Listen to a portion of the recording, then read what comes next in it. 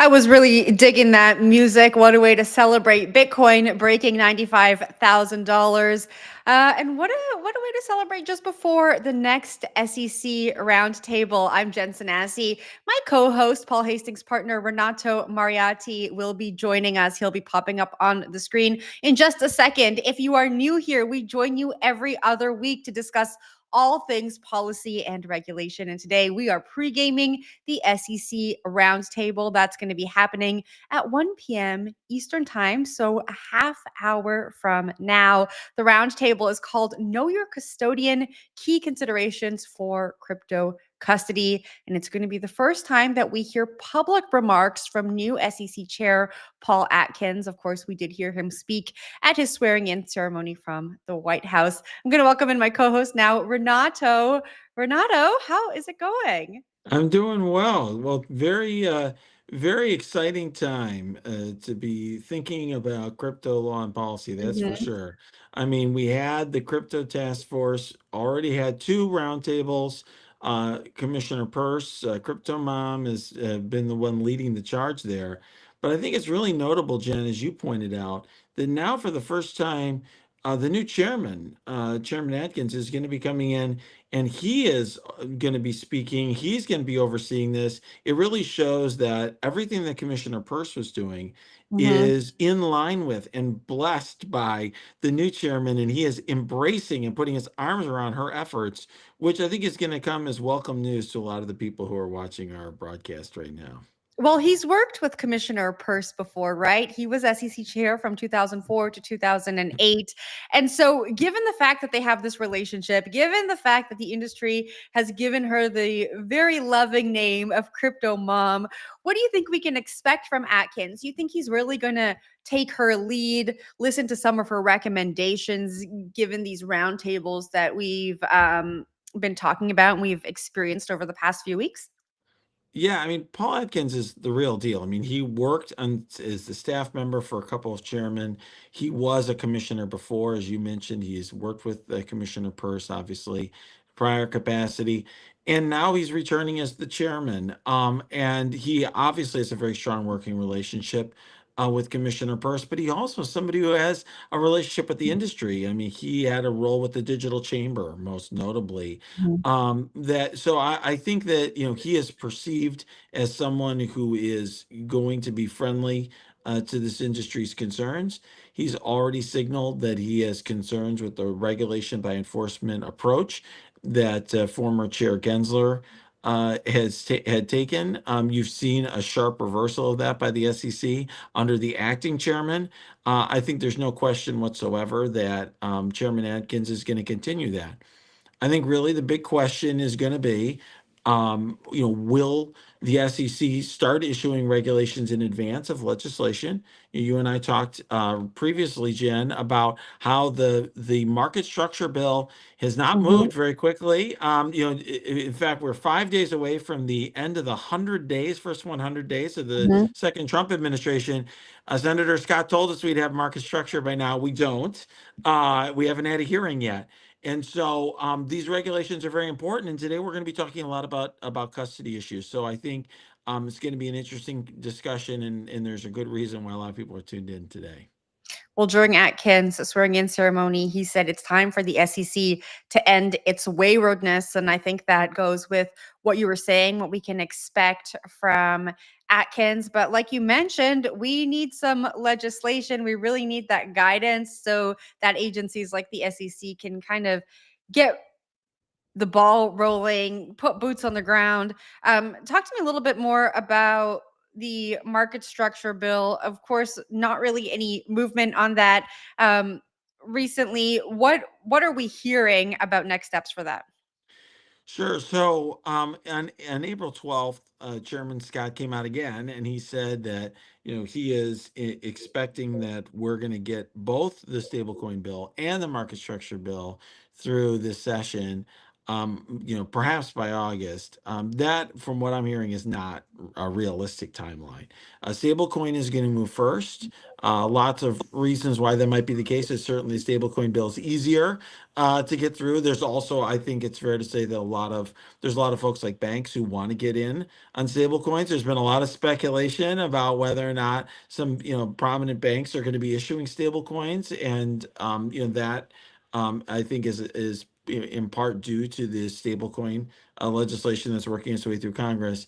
But the industry is particularly everybody in crypto is really concerned about market structure. I mean, that is everything for so many people in this space. I was just talking to somebody at a leading crypto exchange this weekend, this week, and he was telling me that that's everything to their exchange.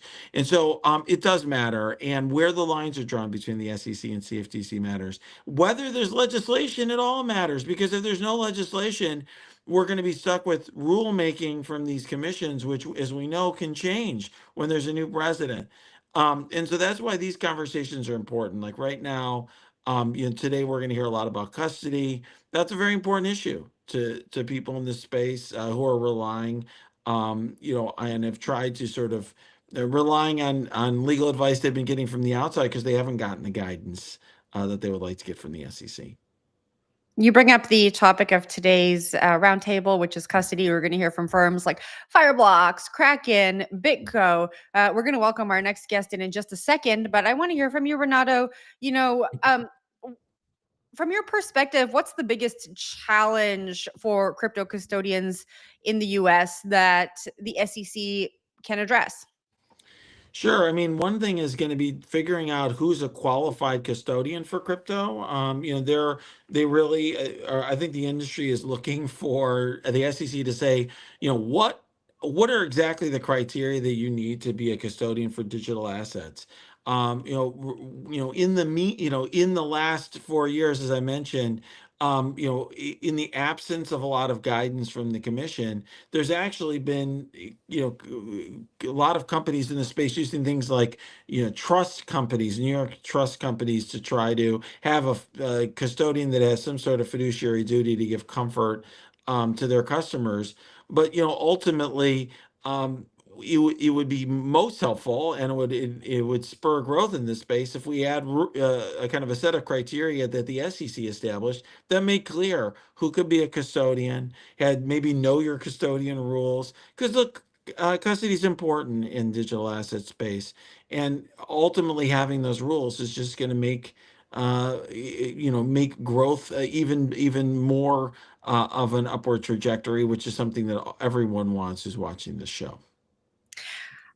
Renato, we are going to bring our guest in just a few seconds, but I want to remind everyone who's watching this show that Renato and I join you every other week. We talk about everything policy and regulation. And lately, we've been pre-gaming these SEC roundtables because they're so important for giving folks in the industry a voice, giving them an avenue to discuss some of the challenges that they have with the SEC so that those can be addressed as the SEC under the new regime starts to build out how it's going to operate. I see some folks in the comments asking what time it's going to start and if it's been postponed. As far as I know, it has not been postponed. It is happening at 1 p.m. Eastern time. So in about 20 minutes from now. And what Renato and I will be doing is giving you some commentary, giving you some foundational knowledge so that you can listen to what's going on at the roundtable and walk away with some of your own conclusions. We're also taking a look at the Bitcoin price. It's broken $95,000 today. There we go. It's at $95,273. And will it go to 100,000? Who knows? We'll just have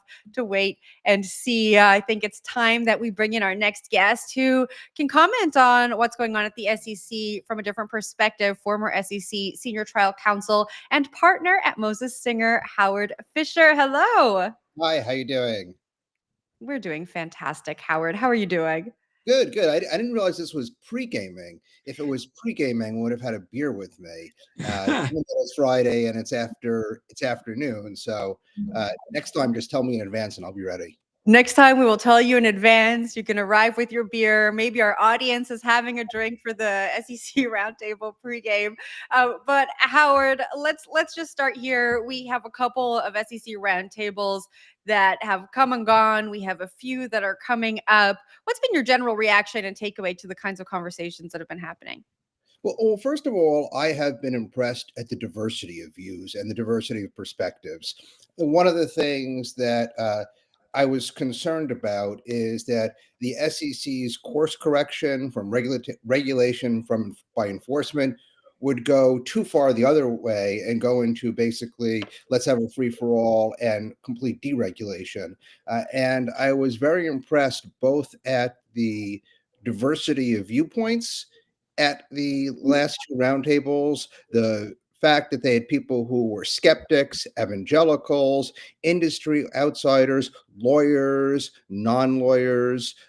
They really ran the gamut of backgrounds and opinions. And you see that also reflected in the guest list for today's session on custody issues. And I think it's very helpful for those who want a well-considered, rational framework going forward, that the SEC have this diversity of viewpoints and backgrounds. So that's one of the big takeaways that I've seen from the last two roundtables.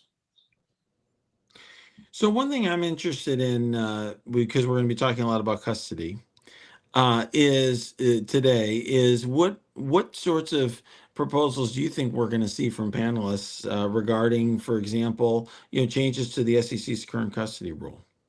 Well, in a lot of ways, I think that this is the most, or one of the most interesting of the roundtables, because in a lot of ways, the way we deal with digital assets can simply be an adaptation of pre-existing rules with some tweaks. But with custody, the situation is very different because there are so many different ways that you could custody digital assets. You could have a third-party provider, the advisor or a broker-dealer could try to custody them themselves. A customer could have self-custody. So I think that this is the one area, I think, where perhaps there aren't as many set ideas, and there's going to be a real honest and open look at what the alternatives are. And I think one of the other issues that the SEC is going to have to address at some point is the question of the risk of loss allocation. One of the things that makes digital assets different from depository assets or equities or bonds or traditional securities investments is that there is a greater risk of loss, especially when you go out of a cold wallet and you interact with the rest of the world. I mean, every month, sometimes more than once a month, we read about a significant hack or a significant loss. So I think there are additional issues with custody that make it especially challenging for a regulatory agency like the SEC. And that, of course, assumes that this is just an SEC responsibility. And I don't think that is. I don't think that is the answer. I think that with digital assets, especially with custody issues, there has to be a collaboration between a series of agencies to come up with a framework to deal with some of the very particular issues that custody represents. Well, Howard, given what you've just said, it sounds like it's probably one of the more complex issues that the SEC has ahead of them. Oh, I think we're getting a little bit of an echo. Sorry about that. On your end, but I think it's gone now. So it sounds like this is one of the more complex issues ahead of the SEC. And so when I hear that, it tells me that, it's going to be maybe a while before we have clear rules when it comes to custody. Is that the right thing to take away from that? I think it's going to have a while to wait, unfortunately, not just for custody, but for pretty much everything regarding digital assets. I just to follow on one of the earlier comments that was made, we've had a series of Supreme Court decisions in the last year or two, which have very strictly limited the ability of regulatory agencies to make rules without specific congressional authorization. And my concern is that if the SEC today or the CFTC or OCC, pick your letters from the alphabet, name your agency. If they came up with the best series of rules you could possibly imagine protecting all stakeholders, that somewhere, someone is going to file a challenge in the court and it will be struck down because Congress hasn't specifically authorized the SEC, CFTC, whoever, to issue these kinds of rules. So I'm frankly a little disappointed that Congress hasn't passed already some kind of enabling rule to allow the federal agencies that are in charge of this to come up with this regulatory scheme.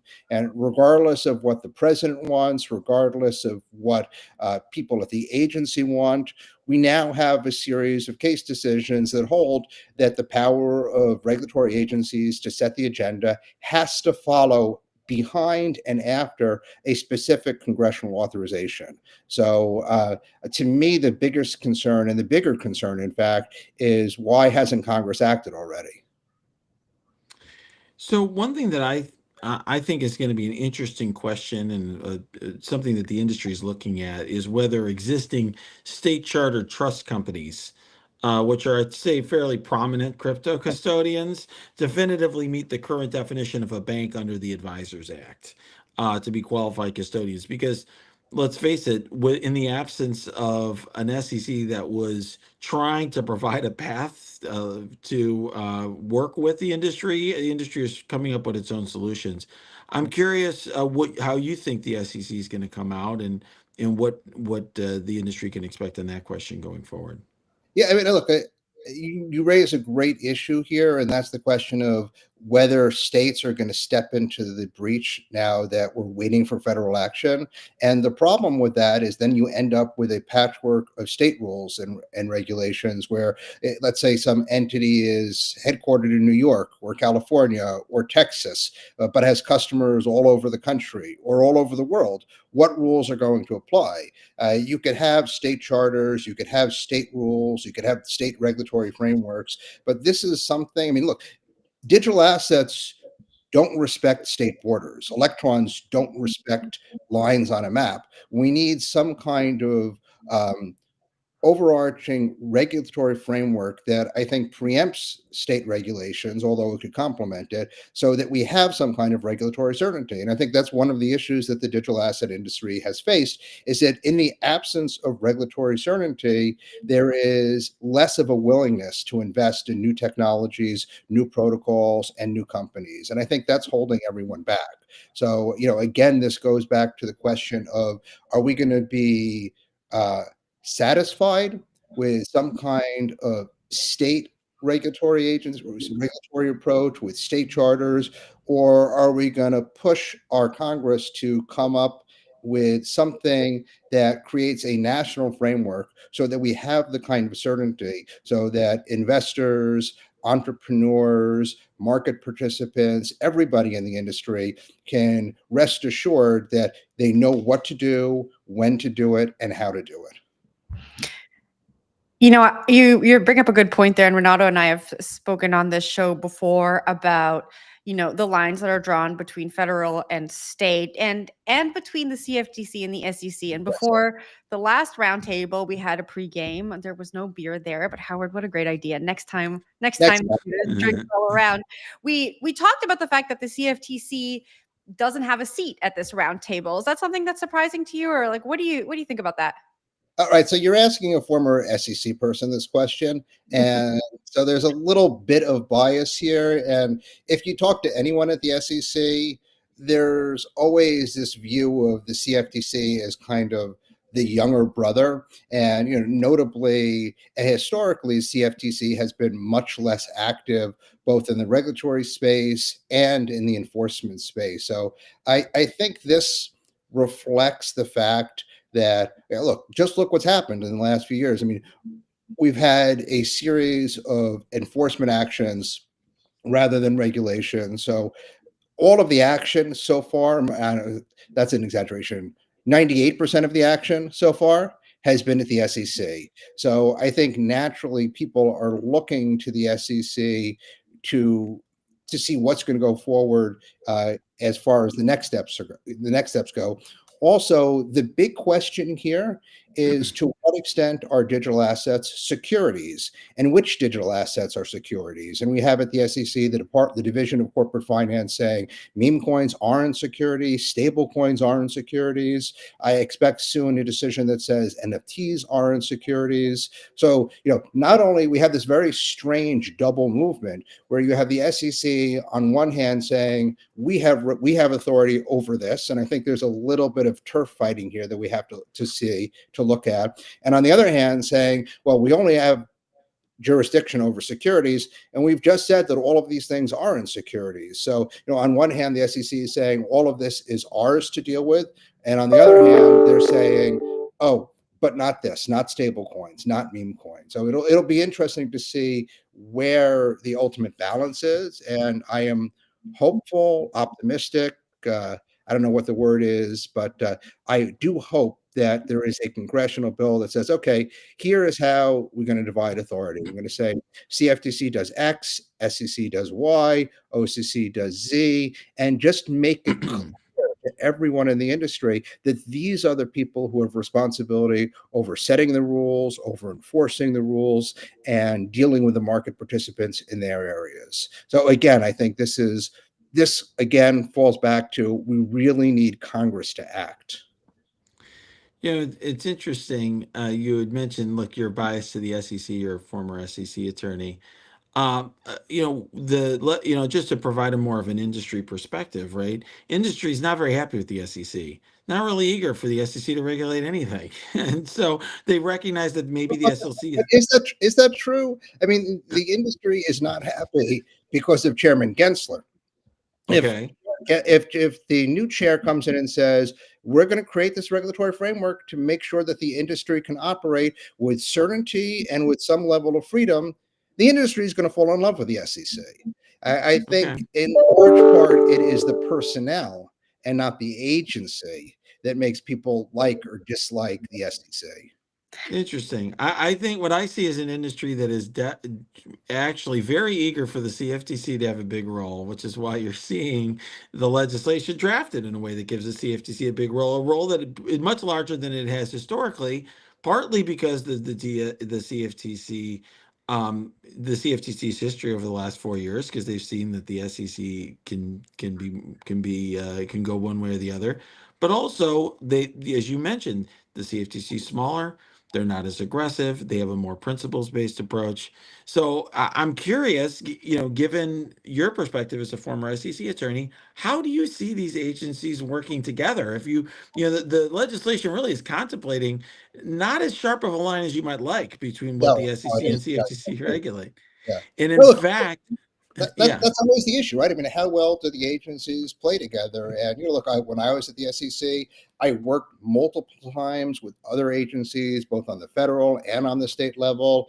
And look, sometimes there's a little bit of pushing the other party, the other agency to the side and saying, this is our case, even if that's not a case you started. But let me push back some on, I think, what's the premise of your statement. And that is the idea that people in the industry don't want the SEC because the SEC is more aggressive and they think that the CFTC is going to go easier on them. Let me just point out that Bitcoin's current rise, for example, came after the SEC approved, although very begrudgingly enforced by a court, the creation of Bitcoin ETFs. And it was, I think, the fact that there was this regulatory approval of investing in Bitcoin in a way that allowed people to do it without self-custodying that helped lead to its current rise in price. I think that if there is some kind of regulatory framework that is certain, that more people are going to go into the field, more of the traditional financial firms are going to go into the field, and ultimately a well-regulated field might be better for all industry participants, for investors, for customers, for entrepreneurs, for creators of new networks and new products, than something that is essentially deregulated. I mean, I don't want to talk about ancient history, but we all remember what happened in 2022, right? I mean, there was a widespread collapse of multiple players that drove a lot of people out of the field, drove a lot of investors out of the field. If there is too much hands-off approach, you run that risk of creating incentives that lead to market instability. And if you really care about the long-term health of the industry, one of the things you want is stability. And I would say, and again, this is from the perspective of a former SEC person, stability is facilitated when you have well-established rules. We just talked about how slow Congress is to move. That's a tale as old as time. Now, I want to come back to Renato's question here. Should Congress continue to move slow? Should we not get legislation that sets those clear lines? Can the CFTC and the SEC work together? Previously, it really felt like a push and pull between the two agencies. I think you really need Congress to say, here's what you're going to do, here's what you're going to do, and let's do it. I think absent that congressional push, you're not going to get the incentives. And secondly, without the congressional authorization, you're going to make whatever rules are developed subject to significant litigation risk. Because without that kind of specific enabling legislation by Congress, there's going to be someone somewhere who's going to be unhappy with whatever rule is created, and they're going to say that the SEC, CFTC, whoever acted outside of their authority, and that therefore the rule should be struck down. So, I mean, I really, we'd all like Congress to move more quickly. I'm I really don't see why they haven't here. I mean, look, we have tons of pretty decent uh, proposed legislative proposals on the table. Uh, I think that there is this issue here where now that the election is over, a lot of the impetus for creating some kind of set and defined structure for digital assets has dissipated. And I think Congress is so focused on other issues that it is abdicating its responsibility to do what it was elected to do, which was to move us from a world in which enforcement authorities said what was right into a world in which regulators who are following Congress's direction tell us what we should be doing. And that's the world we should be living in. And it's up to Congress to move us to that world. It's interesting. I mean, one reason why Congress might not be moving quickly on market structure bill is that having that dangling out there inspires people to donate to their favorite members of Congress. I don't know. I'm not a And that's an politician. extremely cynical view, and I consider myself a cynic. But the risk is if they don't move, some of those donors may say, "Oh, wait a second, we gave you X millions of dollars to create some kind of rule structure, and you spent 2 years yelling at each other. What did I get for my money?" Well, if they don't get it passed, I mean, I think if it doesn't happen this year, Howard, I think there's a very reasonable possibility that it doesn't happen at all. Because if it doesn't happen this year, then you're going to go to an election year. And if Congress has other priorities and you're getting closer to the election, it may not happen. And of course, there may be a new majority that comes in the midterm in the House. So it'll be interesting to see. I mean, I am skeptical of the agencies working together well in the absence, like you, in the absence of legislation. And candidly, I am critical of the fact that the SEC did not have anyone from the CFTC, or I think that that's a mistake. And we can say, okay, well, though there was a prior era last year, the SEC was bad. Now this year it's good. But I think that there's a value in learning from your mistakes. And I think the industry has to be concerned that if the SEC is suddenly their friend now, what will happen in 4 years, right? When there's a different SEC. And that ultimately points to the problems with relying on a regulatory body versus relying on well-established and well-defined legal structures set by the legislator. Well, I have a question for both of you, Renato, based on what you just said. If we don't get anything passed in Congress this year, are these roundtables all for nothing? No, it's the opposite, actually, I think. So right now, the roundtables to me are like interesting chit chats, but like ultimately, what's going to matter more is what the legislature does. Like, what does Congress do? Because Congress could say, we don't like Hester Peirce's ideas. We don't like what any of these people say at the roundtables. We're going to do our own thing. And if Congress doesn't come up with a bill, suddenly whatever rules come out of this are going to matter until they don't. Until you have a new chair who's got her own ideas or his own ideas. Howard, is that your take as well? I know I should disagree to make this more interesting, but I agree completely. I mean, I think that again, this is actually one of the things that I found problematic with some of the roundtables is that almost all of them started off with something like, "Oh, I'm so glad that we're here and that finally someone is listening to us." And there was a little bit of piling on the former SEC. And as a former enforcement person, I think that's a little unfair because the enforcement people are just doing what their supervisors direct them to. But again, it goes to the point that regulators follow the law. Chairman Gensler was following the law as he saw it. And that all goes back to Congress. If you don't like what the law is, you have to change it. And we have an opportunity now to recognize that as a technology that's different, assets that are unusual from a historical perspective, and with respect to today's sessions, custody issues that are very different from traditional investments. We have this opportunity to recognize that these changes in circumstance should lead to changes in law rather than simply the pro forma application of old laws.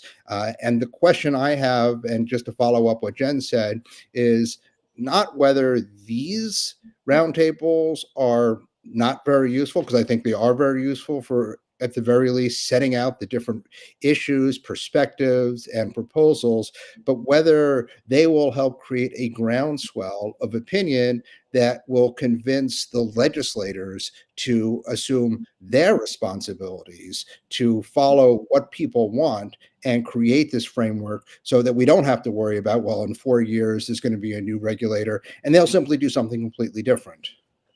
All right. Well, the SEC roundtable for today that is focused on crypto custody is supposed to start at 1 p.m. I think they're getting ready to start.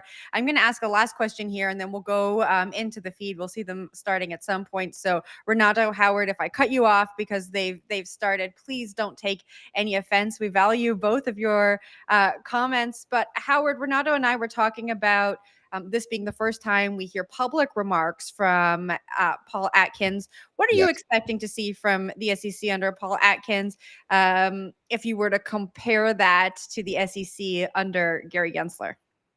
I mean, I think we're going to see. I mean, look, again, all of this is reading the tea leaves, right? We don't know yet. And regardless of what someone says at a congressional hearing, I think we're all grown-ups and we recognize that sometimes regulators say things at hearings that don't necessarily reflect what they're going to do. I mean, at the very least, we're going to have someone who recognizes that the situation is different and that regulation through enforcement might not be the appropriate method to tackle this new industry and this new asset class. I expect that we'll see much more openness to different kinds of solutions. And so rather than pouring old wine into new bottles or forcing new wine into old bottles, we'll see someone really wrestle with some of the unique issues that digital assets present. At least that's my optimistic takeaway. On the other hand, I'm also optimistic that Congress will deal with this within the next 6 months. So maybe a skeptic or cynic like Renato would disagree. No, look, I will. What I see here is a bunch of possible outcomes. And it's interesting, right? If you're like a Marvel movie fan, you have all the different timelines and different possible universes, right? That there could be, and you can imagine a universe in which the Congress passes a piece of legislation with clearly defined roles, and we're all talking about that legislation. You know, Jen and I will be on every 2 weeks talking about this legislation My and the name whole. is Richard Gabbard, and I'm Chief of Staff of the Crypto All right. It Task looks like we're Force. starting, like And Renato it's my said, we're going to pleasure be to here every welcome 2 weeks. you to So today's let's take a look at what's roundtable, going on. Know Your Howard, you're welcome Custodian, back Key anytime. Considerations for Here Crypto we go to Custody. the SEC roundtable. This is the third of 5 roundtables in the Commission's spring sprint toward crypto clarity. For too long, investors and the firms that serve them have been subjected to significant uncertainty with respect to how regulated entities can custody customer assets in a manner compliant with our rules. This uncertainty has not advanced investor protection.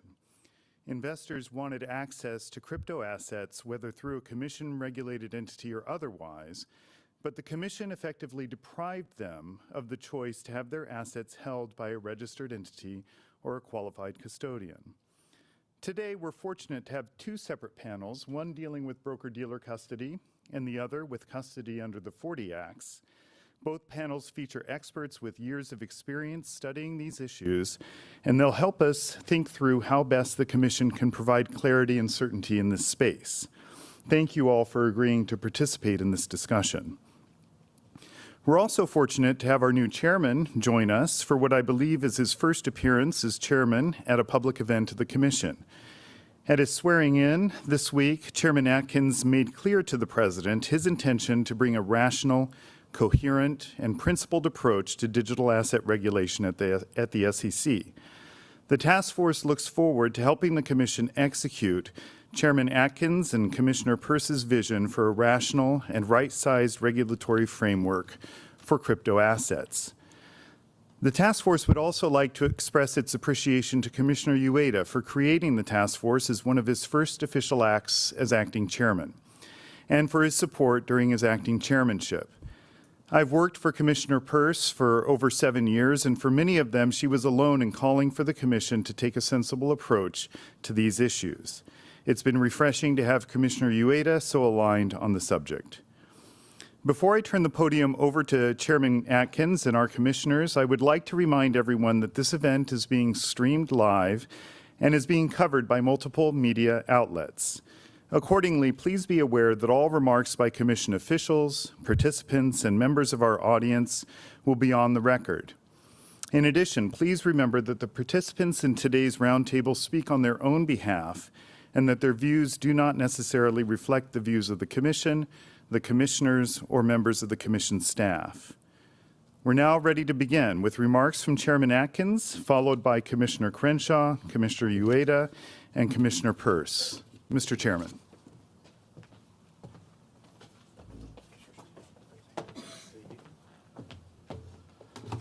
So thank you all very much for coming today and listening online out in the internet land. And so welcome to the third roundtable of the SEC's Crypto Task Force. And as Richard was saying, I really do salute the Commission in taking this initiative on, and Commissioner Ueda for acting on it, and obviously for Commissioner Peirce and all the staff's work.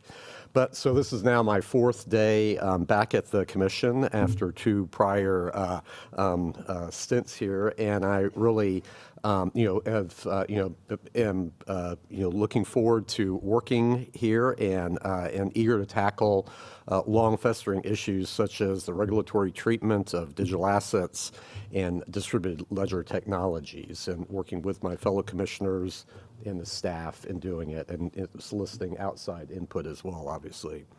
So in addition, my warmest personal thanks go to Commissioner Peirce for her principled and tireless advocacy for common sense crypto policy within the United States.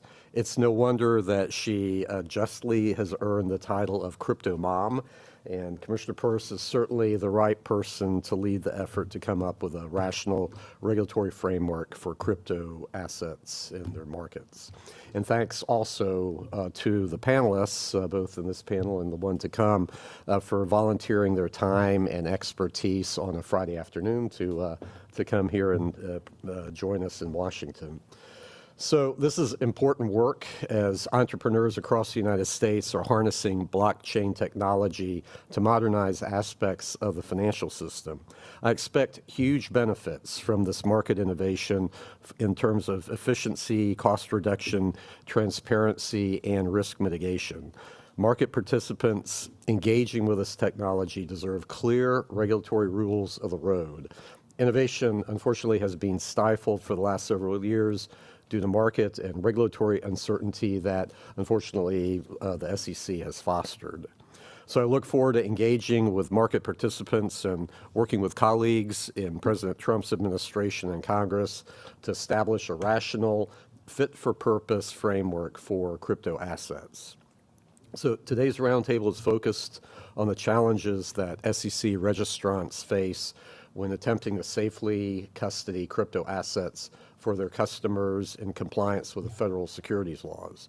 For example, are changes needed to the custody rules under the Exchange Act, the Advisors Act, or the Investment Company Act to accommodate crypto assets and blockchain technology? Is the special purpose broker-dealer, so-called, regime workable for market participants, or is a new crypto asset broker-dealer framework needed? The market itself seems to indicate that the current framework badly needs attention, so you all, especially on the panels, can help give us direction in that regard. So thank you all for dedicating your Friday afternoon to helping us address these very important issues. So I look forward to a productive discussion, and so you all can get to it. So thank you very much.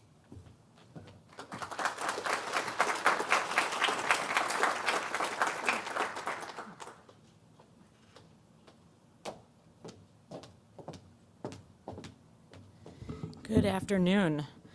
Before I begin, I would like to take this opportunity to welcome our new chairman, Paul Atkins, to the Commission. I'm looking forward to working with him and my fellow commissioners in furtherance of the agency's important mission. So custody.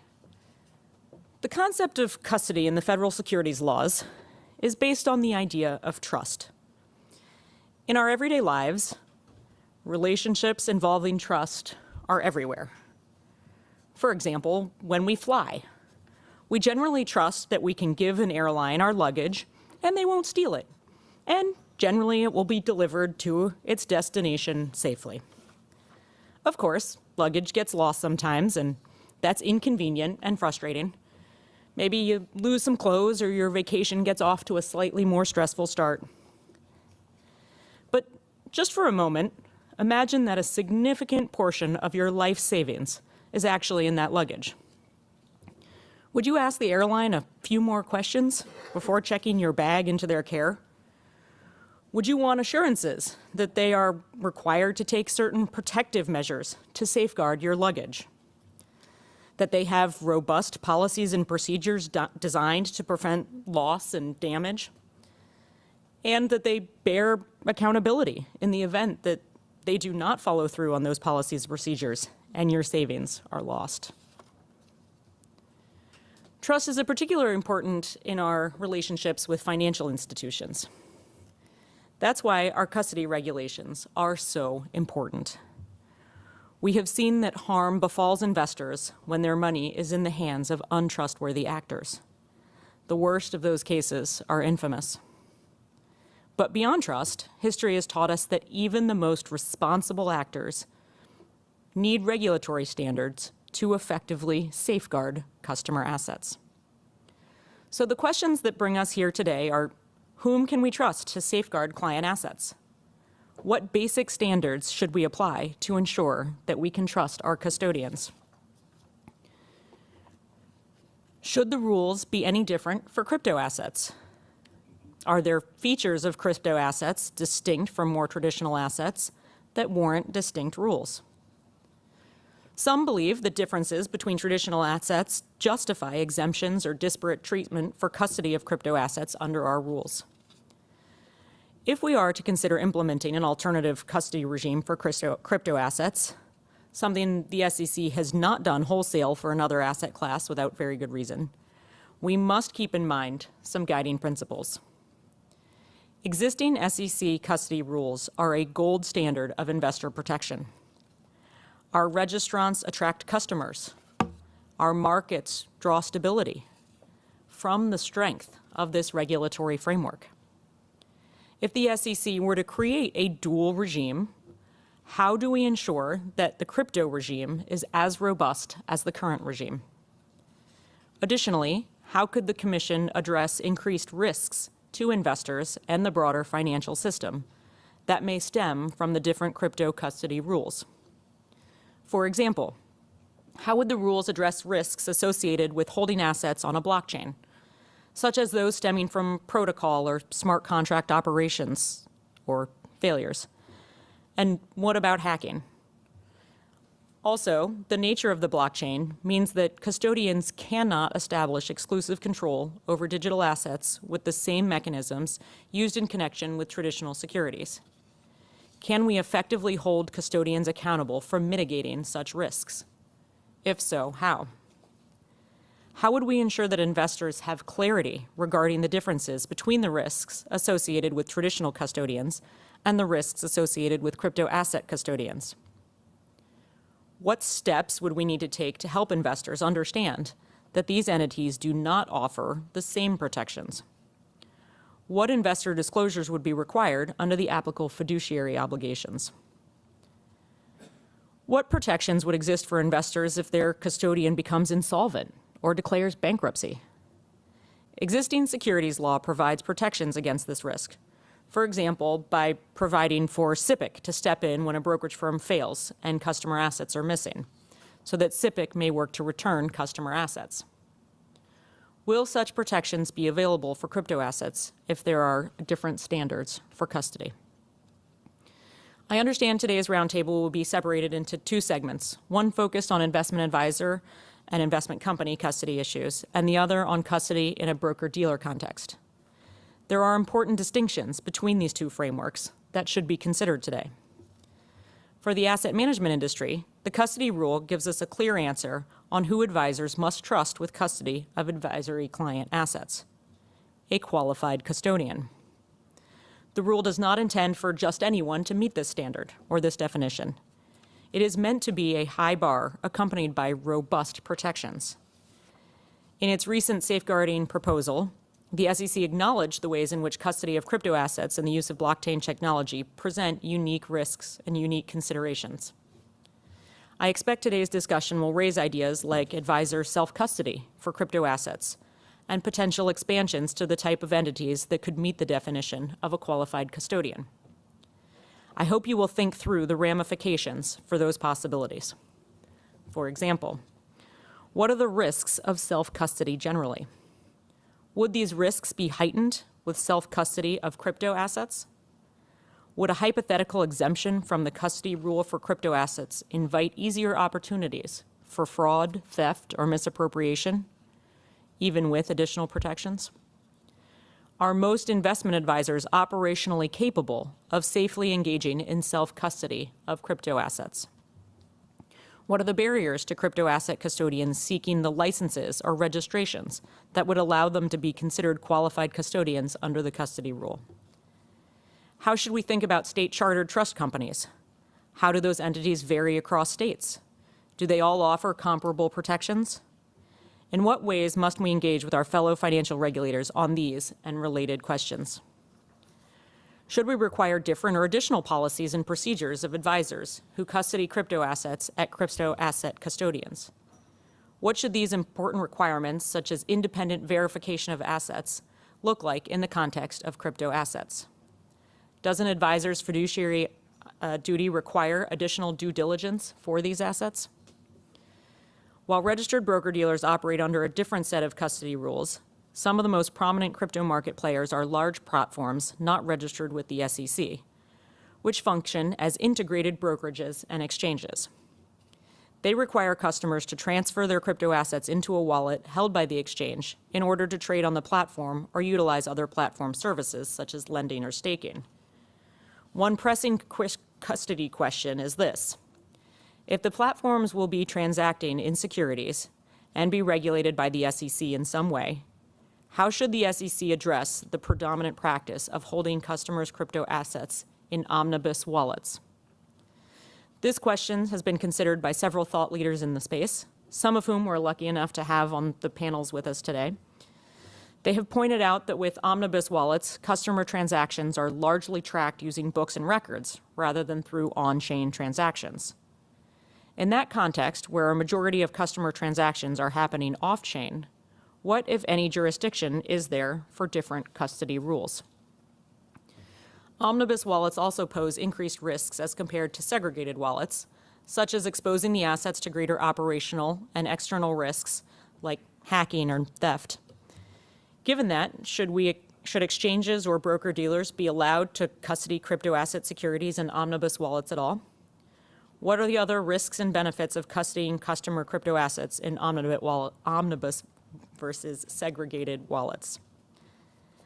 As you can tell, I am concerned about the potential for eroding the high standard required under our existing custody rules. While we have been and should continue to be open to innovative and new products and technologies, such advancements do not require us to forsake fundamental statutorily mandated principles, like safeguarding client assets. How can we bridge that gap so that investors are afforded consistent protections regardless of asset class? As with all the roundtables today, these are hard questions, and I had a lot today, so I appreciate your patience. I hope you will help us grapple with these issues so that we can preserve the trust that investors have in our markets.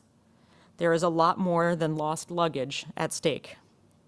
Thank you all for your participation in today's roundtable, and I look forward to hearing the outcome. Thanks very much.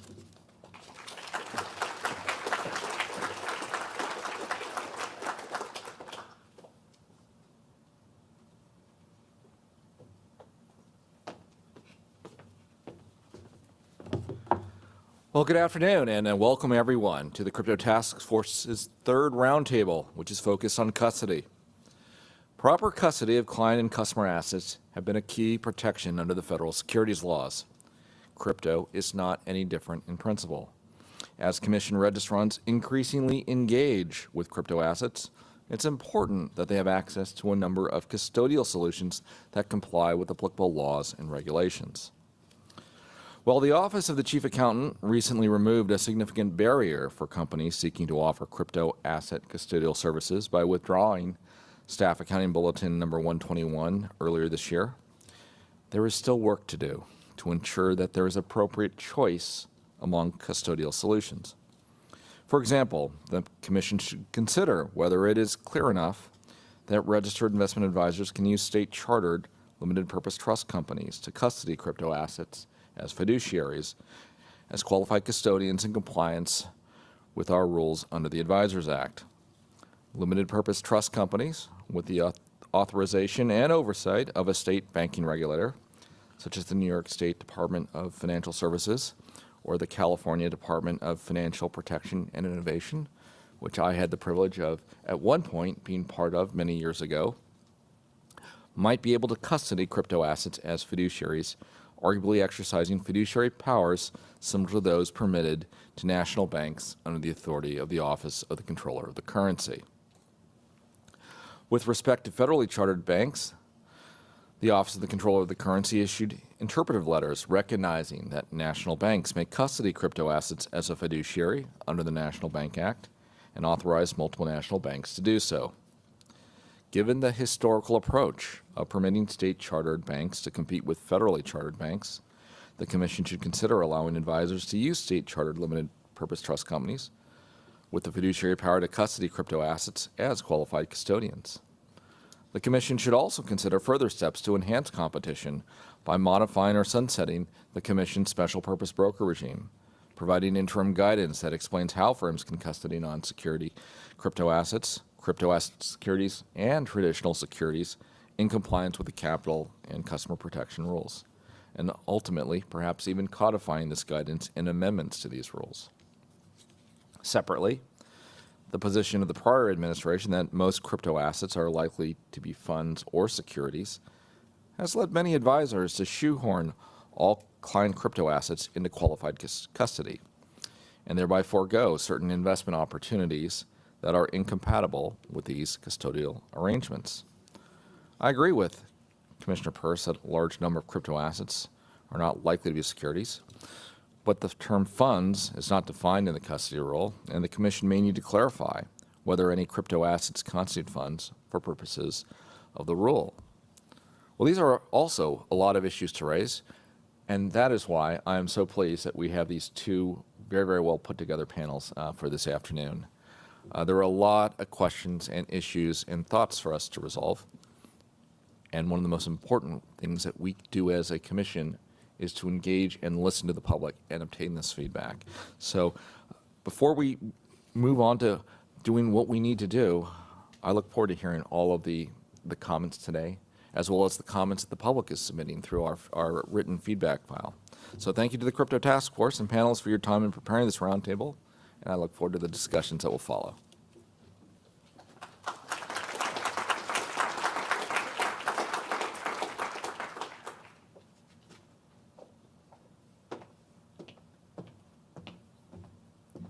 Good afternoon, everyone. Thank you to our panelists on this panel and the later panel. Grateful for the time that you're spending today and the time that you put into preparing for the panels. I also want to thank the task force and all the other folks at the SEC who made this roundtable possible. I too want to thank Commissioner Ueda for your work as acting chairman, and welcome Chairman Atkins. And also want to thank Commissioner Crenshaw, who's been helpful, among other things, in helping us put together the panels, finding panelists who can help answer some of these difficult questions. It is going to be, I think, a very interesting discussion. But let me add my own thoughts just quickly before I turn it over to Zach. Thank you for moderating today's discussions. So children often play a game called The Floor is Lava. The game requires you to leap from one piece of furniture to the next without falling or touching the ground, because if you do, you perish in the burning lava below. So, of course, we have our own version of that game in DC, and that is has been really evident. It's been played a lot in the crypto asset world, and crypto custody, I think, is one area where it's really, really been played. We have a little twist on it. The burning lava is, of course, legal treachery, but our twist on it is that we don't turn the lights on. So to engage in crypto-related activities, SEC registrants have had to hop from one poorly illuminated regulatory space to the next, all while ensuring that they never touch any crypto asset. A broker or ATS that cannot custody or otherwise handle an asset will find it difficult to facilitate trading in the asset, and a robust market is therefore unlikely to develop. If investment advisors don't know which crypto assets are securities, what type of entities are qualified custodians, and whether exercising staking or voting rights will result in custody violations, advisors may not be able to serve their clients' best interests. Similar confusion may prevent investment companies from investing in crypto assets and investing in a way that would be most efficient or beneficial to the fund. It's time that we find a way to end this game. We need to turn on the lights and build some walkways over the lava pit. We, of course, should not take custodial obligations lightly. When an intermediary holds a crypto asset, or any asset for that matter, investors and the intermediary itself can face serious risks. The Commission must grapple with these issues. If we fail to do so, we prevent regulated entities from serving their customers and elevate, to the detriment of the American public, markets and intermediaries that may be less safe than our regulated entities. We must ensure that the custody requirements applicable to regulated entities further rather than impair investor protection and choice. And these requirements must not interfere with an advisor's discretion about how to fulfill its fiduciary obligations. Our regulatory approach should recognize the differences across crypto assets. Qualified custodians exist for some crypto assets, but for others, self-custody might be the safer option. Many tokenized securities involve the use of smart contracts or other blockchain-related protocols that allow the issuer or its agent to take corrective measures in the event of an error or lost or stolen private keys, just as it could resolve issues when using a traditional database. Indeed, distributed ledgers could mitigate some risks associated with traditional databases. For example, a broker-dealer's ability to control an uncertificate security on-chain arguably makes it easier for the broker-dealer to demonstrate that it's the legal owner of a security if the issuer or its agent were to mismanage any off-chain ownership records. Finally, we should acknowledge and welcome the fact that blockchain technology empowers investors by allowing them to self-custody, trade, and otherwise engage with their assets without the use of any intermediary. Our regulatory framework should not stand in the way of these innovations by forcing intermediation. I look forward to hearing the panelists' thoughts on these and other issues. While this roundtable is focused on custody, and I think there are some tangential issues that I would also appreciate hearing views on if there's time, should the SEC amend or clarify other rules that may be just as important in protecting customer assets, such as capital, record keeping, and financial reporting rules. Before turning it over to Zach, let me add to Commissioner Crenshaw's already long list of questions another set of questions. So if you run out of things to talk about, you can answer some of these questions. Should Congress amend SIPA to address the treatment of crypto assets that are not securities as defined in SIPA? In the absence of any such amendments, how can we help ensure that customers receive their crypto assets and any cash deposited to purchase those assets in the event of a broker-dealer liquidation? Does Article 8 of the UCC present a potential solution to this issue? Should we retain the special purpose broker-dealer framework, or should we clarify how any broker-dealer may custody or crypto assets that are securities? What requirements should apply to broker-dealers when custodying tokenized securities that are not bearer instruments? Should SEC staff modify or replace the so-called ATS three-step letter? If so, how? Should we provide any guidance or propose amendments to address how our rules apply to broker-dealers that use smart contracts to facilitate settlement? Given that Rule 15c3.3 does not apply to crypto assets that are not securities, what can we do to ensure that broker-dealers appropriately safeguard any such assets held for customers? Should the custody rules permit funds and advisors to place and maintain crypto assets with classes of custodians not currently contemplated by those rules? Alternatively, should the custody rules be principles-based and incorporate qualitative criteria as opposed to being focused solely on certain entities that may custody assets? And finally, should we propose changes to the advisor and investment company custody rules to facilitate self-custody of crypto assets? And if so, under what conditions? That's all I have. Thank you, and go to it, panel.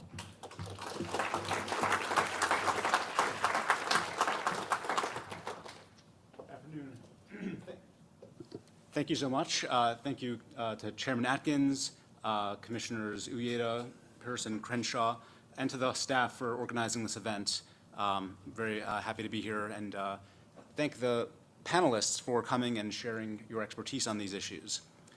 I've heard suggestions from some crypto legal friends of mine that these panels would be great drinking games because there's lots of buzzwords, and you can spend a lot of time listening to those buzzwords. And to them, I'd say that they should be like the custodians that we're going to talk about today and make sure to do so responsibly. Coming out of a period that many have viewed as regulation by enforcement, over the past few months, there's been a burst of energy among a lot of market participants for all things that can be done with blockchain technology, ways to harness the technology for advancement, but importantly, while ensuring that investors are protected under an appropriate regulatory regime.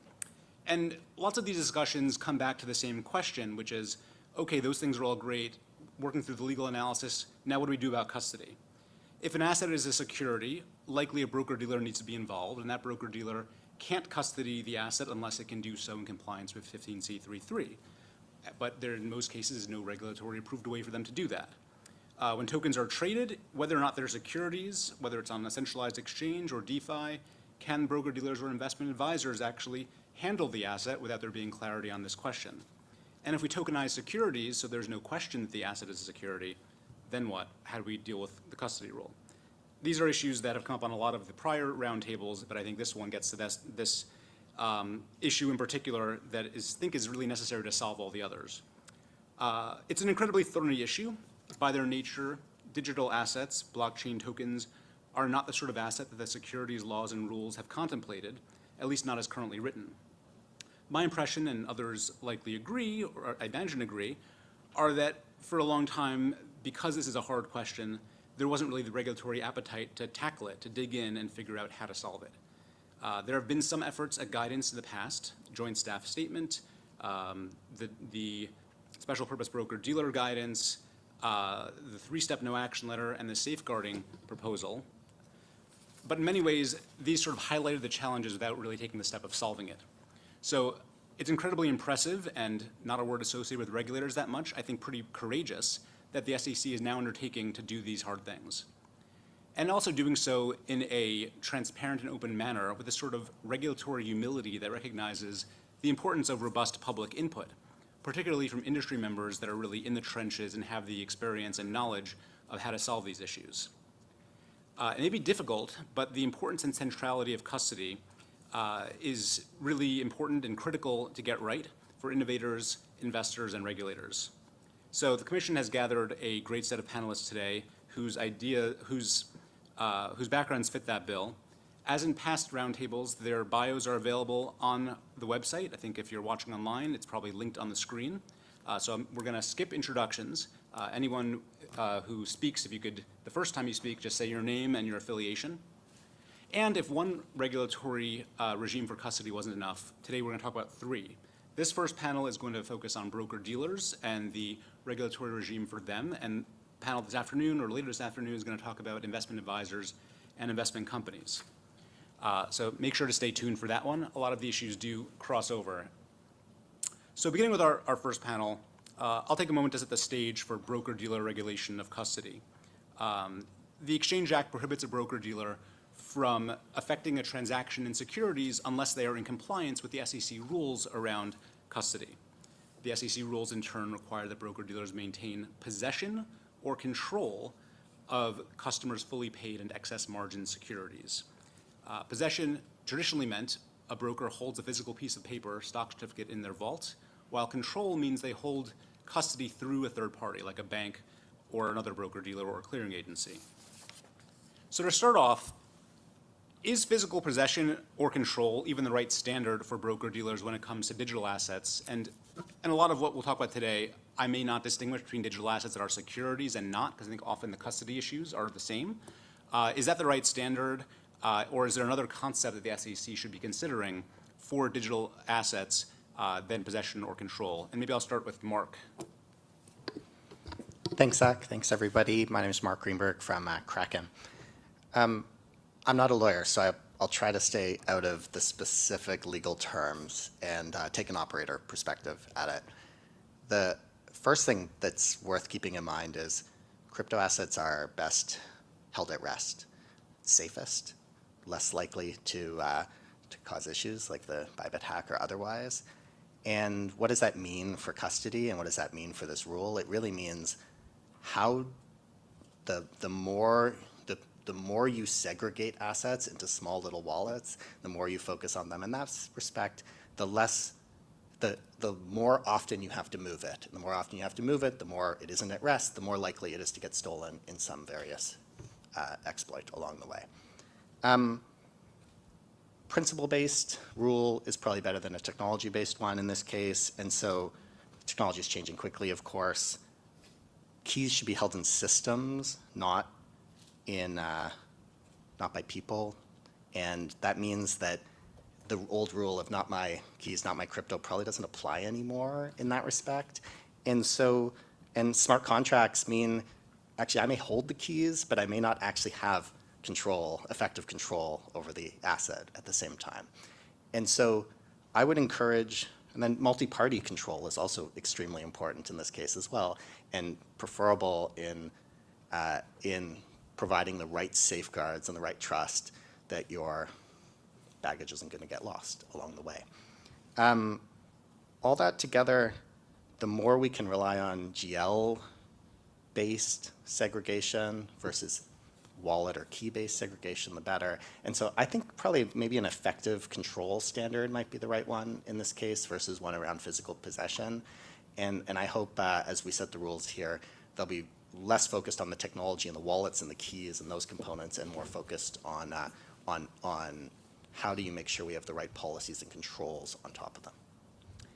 And I guess taking on to the next step, what policies and controls do people think that should be? Rachel, do you want to take a stab at that one? Yeah, sure. So I'm Rachel Andarica. I'm from Anchorage Digital. We are a centralized custodian. So I want to just pick up on what Mark is saying. I think that for us, like the way that we've always thought about this, and the reason why we got a federally chartered bank was to comply with the custody rule. So it's not only, custody within the digital asset space is inherently a security activity, right? So we think of this as the banking service that we offer, the security over those keys. And so when we talk about like what does that mean, like what does security mean, we think about the possession and exclusive control over that asset as being like part and parcel to how the security solution was built, right? And so that shouldn't be, there's lots of ways to, that has been done, lots of ways that custodial solutions have sprung up, but kind of you can meet those obligations of like proof of existence and exclusive control over the asset, right? Like, for us, we have keys generated in hardware through air gapping. So for us, the way that we think about our custodial solution, we built it around that concept of like the proof of existence and exclusive control and our ability to do that, and to not really have to think about what's held in like quote cold storage and then what's transferred into like a hot wallet for movement. Got it. So I guess you're talking about, Yeah. Are you talking about third-party custody where a broker holds it through a bank? Yeah. Or ways in which the broker can hold it itself? And do you think the broker should be able to hold it itself in accordance with those kinds of controls? Yeah. So, we think that a bank is the best way to do this, right? course. There is that's why we did this, that's why we have subjected ourselves to these rules. That's something that we thought that was important for institutional custody and for institutional participation in this ecosystem. And so, I mean, a third party subject to a very high degree of regulatory scrutiny and standards, like not only from a physical security perspective, but also all of the controls that you have around that, right? Like your fiduciary segregation of assets, your information security, your compliance with laws, rules, and regulations, the capital that you have allocated, against the risks that you have identified. Like all of those things, together kind of make a standard that is comprehensive. And Veronica, your firm provides self-hosted, self-custody wallets. Do you think that that's a better alternative or a solution? Should broker-dealers self-custody using their own wallets? How do you think that plays into this question about how they custody themselves through others or customers doing it on their own? Sure, thank you. I'm Veronica McGregor. I'm the Chief Legal Officer at Exodus. We are, in fact, a self-custody or unhosted wallet retail, like for consumers. And I think it's sort of paradoxical to consider, so just backing up a little bit to like the original ethos of crypto, right, was self-sovereignty, self-custody, no banks, no intermediaries, and here we are. But when we say self-custody in regards to broker-dealers, it's not really self-custody. I mean, they're custodying someone else's assets. So it's not self-custody as it's traditionally understood.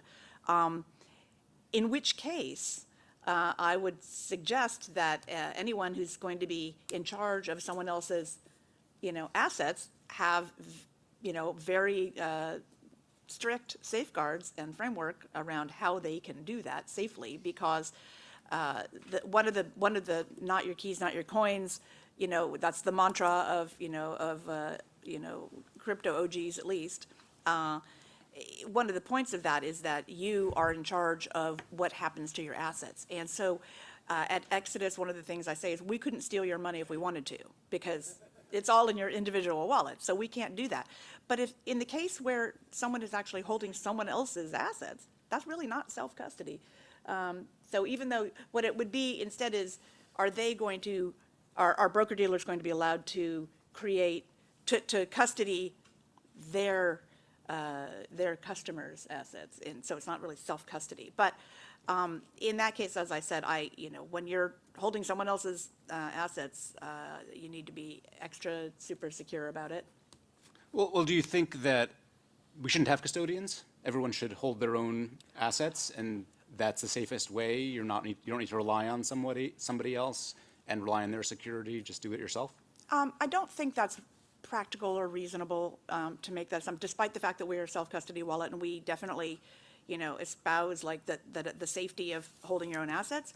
It's not practical to think about people from different generations or people who, would prefer something that they consider more convenient, and some people, would prefer the more traditional route of not having to, memorize 12-word seed phrase, or or that if they want to reset their password, they can do that. And some people are much more comfortable. That's just their comfort zone, is to have custody like in a bank situation. But I think the important thing to bear in mind here is optionality. What we really want to do is preserve the option for end users to be able to custody their own assets, and regardless of what kind of digital assets they are. Got it. Jason, turning to you. In terms of the ways in which these can be secured, I know your firm provides primarily self-custody technology to your clients.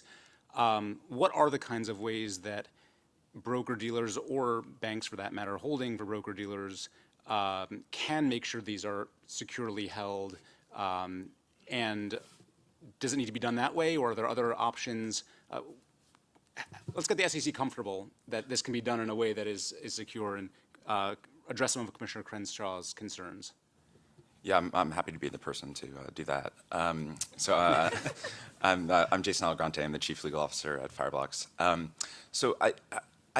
really want to reframe this conversation because I think there is an impulse to set self-custody solutions up against custodial solutions, bank custody solutions, and compare the two. And I think in actuality, they can both be either really good or really bad, right?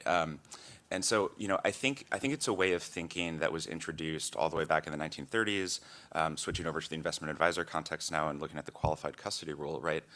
Qualification in the qualified custody rule meant regulated entity status. If you were a bank, if you were a futures commission merchant, you were a broker-dealer, you were good. What I'm concerned about in the digital asset context is there's no reason to believe, based on pure regulated entity status today, that you are a good custodian repository for digital assets. That requires a further step. And what I think we should be focusing on is taking that further step. So what I mean by that is the introduction of qualitative standards, principle-based standards for SEC registrant firms that want to engage in digital asset custody, right? And this is something that I think ideally cuts across solutions, right? Such that you have a reasonable amount of trust as an investor that when you have your assets with the investment advisor, with the broker-dealer, whether they are self-custodying or holding it at a bank custodian, those service providers are both being assessed in the same way, and again, with a qualitative eye. And how do they get assessed? Yeah, so I think there's a great opportunity for the SEC and really the regulatory community to serve a sort of forcing function. And what I mean by that is, right, is that when the SEC acts, it can move the markets and move market participants more swiftly and more effectively than the industry can frequently do on its own. So by introducing qualitative standards, and again, this can be principle-based at a very high level. This can then cascade down into guidance, supervisory guidance, right, and standards, and you can have real qualitative things that you're looking at and you're assessing service providers for. And I think what that permits you to do, right, is that permits you to get to a world where you have self-custody, you have bank custody, both are viable options, and we have the trust and, again, the comfort that both are operating in a way that's going to guarantee the integrity of the assets. Got it. So, as was mentioned a few times, the SEC has this special purpose broker-dealer framework. It's not very much used at the moment.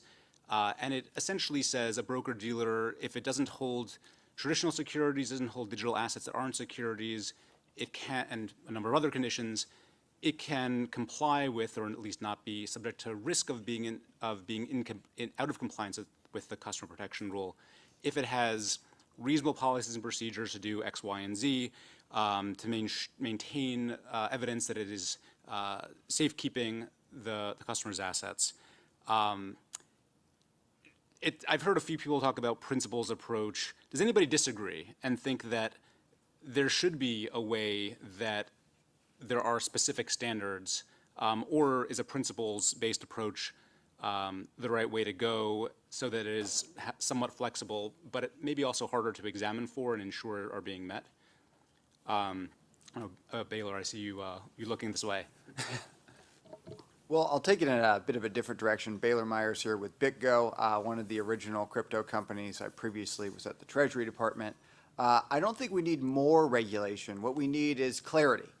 So at BitGo, we firmly believe in independent, qualified custody. And we believe through our state-chartered trust company that we meet the definition of qualified. And if the SEC were to clarify that, it would make it enormously more beneficial for us to do business rather than having to wave around a letter from a law firm saying, oh, you're qualified and this is what we think.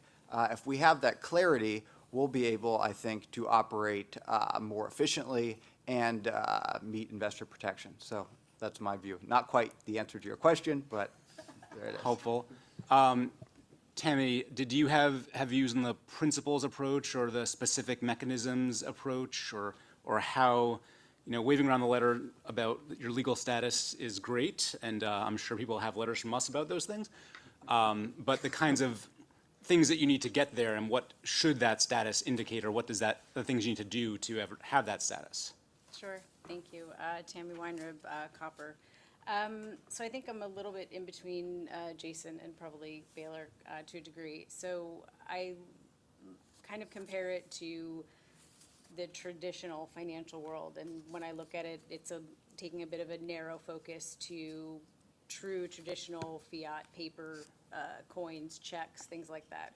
When we look at our traditional financial institutions, I don't have to go to Citi to deposit my paper. I don't have to go to then Chase to deposit coins, and I don't have to go to another to deposit checks, right? Because there's a fundamental regulatory framework, there's requirements, there's rules, et cetera, and there's a soundness and safety to that where these institutions follow that framework, and so everyone's comfortable. So if it's principles-based, it's not product-based, it's not asset-based. So if the SEC is determined that securities are under their purview, and whatever, not getting into the conversation about what is a security on the digital asset side, but whatever is determined to be a security, no matter what that is, why is that not then also under the purview of the SEC? It's custody that way. And if the broker-dealer is determined to have soundness, safety, security, comprehensive compliance framework, cybersecurity, it's examined, it's audited, all the things that we know come under that umbrella. Why are we looking at it as a product-based assessment and not a principles and rules-based assessment? Well, are principles-based and rules-based the same? I mean, this is a discussion I often have. People like principles until... They're inextricably linked. They're not necessarily the same, but it's a rules and principles versus a product and asset. Got it. I think it would be the principal component is important because the rules will be out of date very quickly. I think that's the core of it. The one thing I want to just echo, though, is, so at Kraken, we've been doing safe custody of client assets now for 13 plus years. We think we're pretty good at it. I think we are pretty good at it. Anchorage is also actually really good at it. We're so good. Don't leave us out. But there are lots and lots of regulated entities that just don't have the experience yet, and this is a very complicated thing to get right. It is not like anything that you've custodied before, and so it is important that we don't accidentally reduce choice of provider and choice of and the ability for companies that know how to do this well to do it by artificially putting specific regulatory groups that can provide that at the moment. And so maybe we'll get there, and this will get easier over time, and there are lots of great technical providers around this table and others who will help us get there, but it's not true in the next 6, 12, 18 months that this will be a really easy thing for someone who is a regulated bank or otherwise to do, unless they've spent a long time at it. Brandon, you're also representing a regulated entity that provides custody. What is your view on how these rules should work and what should be required or what principles should be imposed? Yeah, thanks. Brandon Russell, Etana Custody. We are a state charter trust. I think under the custody rule, right now you can kind of see that there is a framework for regulated monies to find a pathway into this asset class. As it relates to the question about self-custody or regulated custody, I kind of view, we've kind of viewed the fact that the providers that are providing self-custody are almost like SaaS solutions, and the regulatory framework can be provided around them. It gives your subset of clients a level of choice in that scenario, and the regulatory responsibilities that you have or reporting responsibilities that you have are then beholden on the regulated entity facing off to the regulators. That's what we see the world as on that side. As it relates to other custodians in the place, we've also, over the years, deployed a best-of-breed scenario where we can plug into Fireblocks or BitGo as a regulated entity. More specifically, Coinbase has also been a sub-custodial layer for us. And this provides our clients downstream to do their own due diligence and kind of figure out what is best suited for their needs. There's another aspect to this, though, as well, and that is the settlement aspect of it. Once you start moving assets across multiple systems, so we've been a long-standing friend of Kraken, but clients do want to have access to one marketplace, a digital asset platform like yourselves, and then perhaps another one like Coinbase, hypothetically speaking. The ability to move those assets across different wallets do pose challenges. And so having systems in place and oversight in place that make sure that you don't have the tech risk or the reg risk, and you doing the adequate reporting on it is really important to ascertain. I'm going to ask a technical question. As I mentioned, the SPBD guidance refers to brokers having to make sure they have exclusive control. And the question I've heard asked is, how do you prove a negative? How do you, with paper, stock certificate, everybody knows there's one certificate, maybe not, but let's say there's one certificate that's in a vault, you know that nobody else has it. A private key for digital assets, in some ways, at least theoretically, it's impossible to prove that nobody else has a copy of it. What technical ability is there, if there is one, so that regulators could get comfortable that there is exclusive control, that nobody else has a copy of the private key? I don't know if I could start with Terrence on this one. I think we'll probably have a few people that have views. Sure. Terrence Dempsey, Fidelity Digital Assets. I agree with you that trying to prove exclusive control is challenging of the private key on the wallet. You know, that said, I do think custodians have the ability to demonstrate control through their custody practices. So as you think about key generation ceremonies, having those audited, having reports you can provide to your clients or your regulator to show the standards, the policies and procedures that you have set up around those key generation ceremonies, how you store your keys, how you control your keys, how you utilize your keys. You know, that you therefore may not have, cannot prove that you have exclusive control, but you have the safeguards that sit around that to help provide, you know, a transparency around what you've done for providing control of those assets. Rachel. Yeah. I mean, I think we talked about this before, right? And, you know, Baylor, you and I were talking about this in the green room before this. You know, exclusive control over the assets is part and parcel to the custodial solution that is being provided, right? So regardless of how you do that and how those key generation ceremonies occur and how those keys are stored, most custodial solutions should be able to be built in such a way that they are showing through facts and circumstances, through a combination of your operational processes and your technology solution, how exclusive control is, you know, is exercised. So for us, that's extremely important. It is like the core of the solution that our founders built.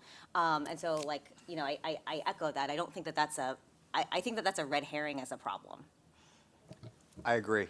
Audits in the blockchain solve it, so we don't need more regulation, just clarity. Well, far be it from me to suggest more regulation. But if the regulation is you've got to prove exclusive control, it sounds like you're saying, everyone is saying that there are ways to do that. How you prove it can be done. When you say audits, can you elaborate more? Is that calling up, you know, one of the big four auditors, or is there something else like a code audit? Just to elaborate on that. Again, we, you know, one of the original custodians, we have always been audited. That's just our standard business practice. I think it's good business. If you're going to do business with us, you want audits. Our clients always ask, is this audited? And I think it's just that simple.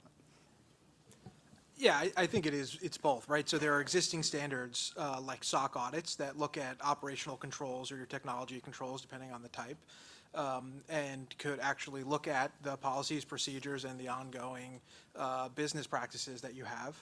And then if you know, depending on the implementation, you also have very crypto-specific firms that come in and look at your environment and what you've set up technically and can provide you a report on their findings, any deficiencies, and how you look to resolve them. And so I think there's both an opportunity for traditional consulting firms or audit firms that provide this, or very crypto-specific firms to go in and provide feedback on both of those cases. Mark, it seemed like you were going to chime in. There's no such thing as black and white. Maybe that's the one thing to say is you just want to have the right operational and technical controls in place. Are controls circumventable? Maybe at some point, if you go far enough down the path of things that are extremely improbable and you put enough of them together. But at its core, the right key ceremonies, the right technical solutions, you actually never have access to keys, the solve most of this problem. And actually, I think the focus on keys in the regulatory regime is totally the wrong one, and takes us out of an effective control principles-based standard and into a specific technical component of that is just the best way to hold keys 10 years ago and the best way to hold keys today is not the same. And so if you, I hope it will not be the same another 5-10 years from now. And so we can't write rules about how exactly to hold your keys, or we will end up in a spot in 3 years where actually we are causing harm to end clients, not actually making it better. So the audit point is interesting because SEC rules for broker-dealers require that they be audited, require that their custody functions be audited. So it seems like it may be a slightly different kind of audit, but not inconsistent with kind of the way things work right now traditionally. Another topic that came up, some of the commissioners' discussions were multi-signature wallets, MPC. Are there things like that that should be required or just an option, ratios between hot and cold wallets, limits of how many assets are held in particular wallets? Jason, if I start with you on that, I'm sure your firm offers a lot of those solutions. Should those be mandated? Should the SEC mandate everyone use Fireblocks? Or should or should those be incorporated into their rules in some way, or allowed to everyone to sort of figure out what the best approach is? Yeah, I mean, to also pick up on the last question a little bit too, like we shouldn't mandate the use of MPC technology. We should have an innovative and thriving and evolving and iterating, technology solution landscape. Now, Fireblocks does have a deployment of MPC technology. On the key front, right? That analysis, it can be complex, and I think it does help to have multiple data points, right? Just to take it to a very simple example, right? In the retail context, I generate a wallet, I might get a QR code, I might get a password, I write it down on a piece of paper, right? I have now the ability to read and write to the relevant blockchain, putting instructions about the disposition of the asset onto the blockchain. There is no question, I think, that this person has control over the digital asset, right? What happened in the enterprise context, right, is we got creative and we got innovative, and we said that password written on that one piece of paper is a single point of failure. And so what we're going to do to eliminate the single point of failure is we're going to tear that piece of paper up into 4 pieces, and we're going to distribute them to different places, right? Now, if a malicious actor gets one of those pieces of paper, they don't have control over the asset, right? And so that's where this conversation around how do we identify the controlling party in this multi-key scenario, I think, comes into play.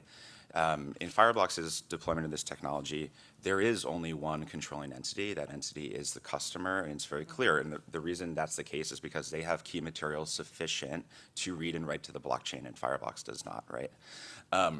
One point I would add to what other folks were saying about audits and controls, et cetera, I like to let the parties speak for themselves. I think it's really helpful, and what I mean by that is, why don't we have a look at the contract, right?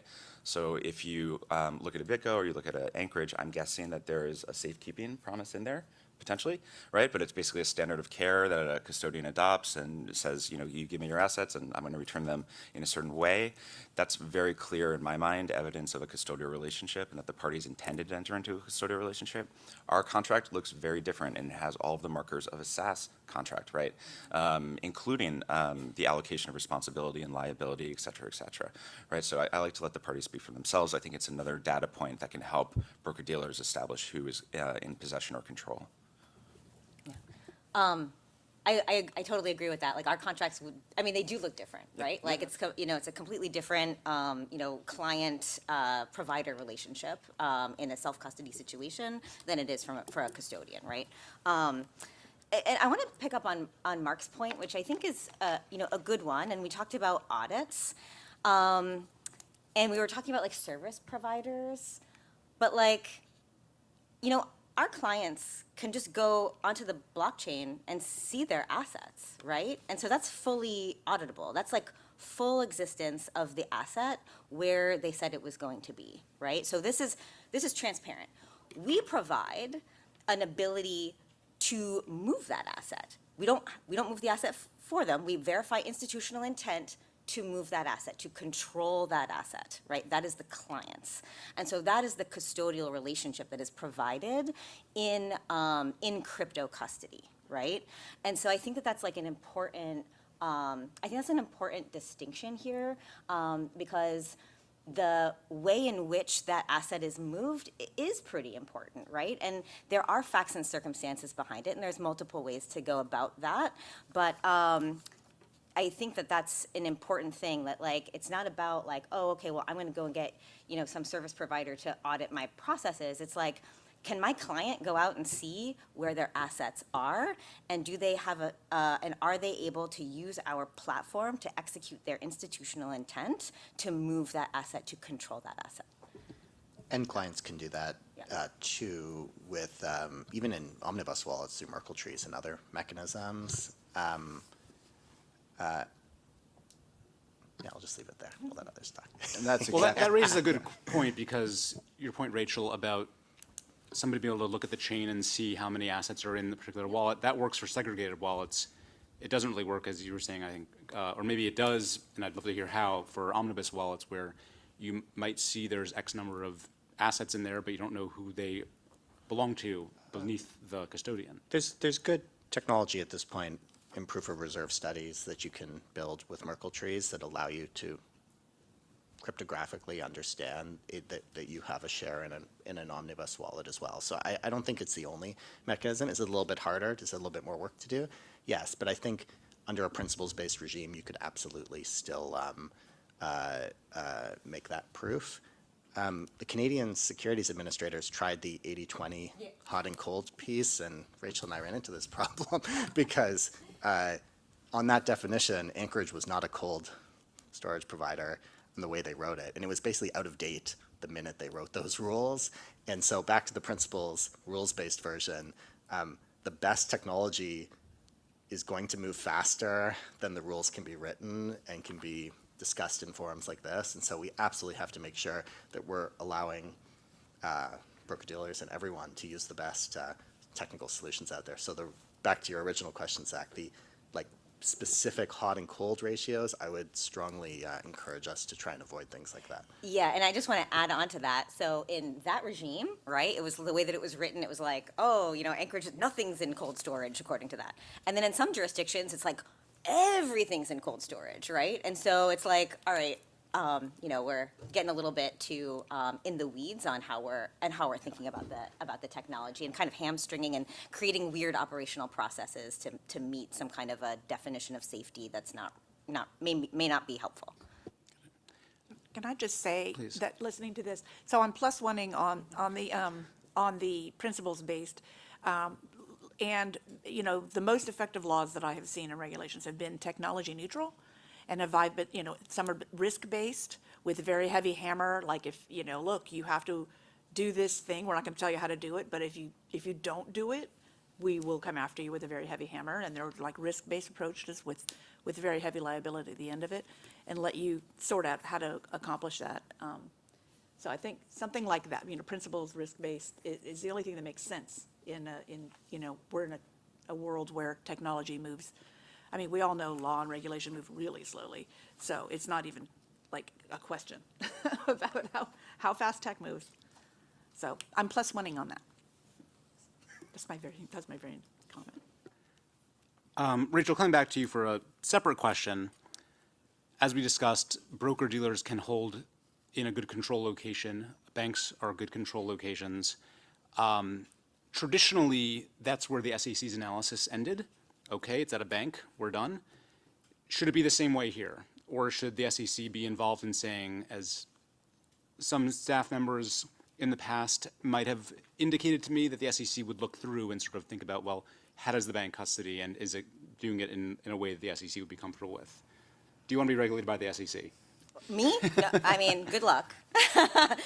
Good luck piecing the visitorial veil of the OCC. But, I think that creates a whole bunch of, that's where our analysis kind of ended. We're like, okay, you said we wanted to be a bank, and we had that opportunity. I think that this is an interesting time where we're seeing more openness to all prudential regulators, and even at this state licensing level, to open things up and really focus on their licensing processes.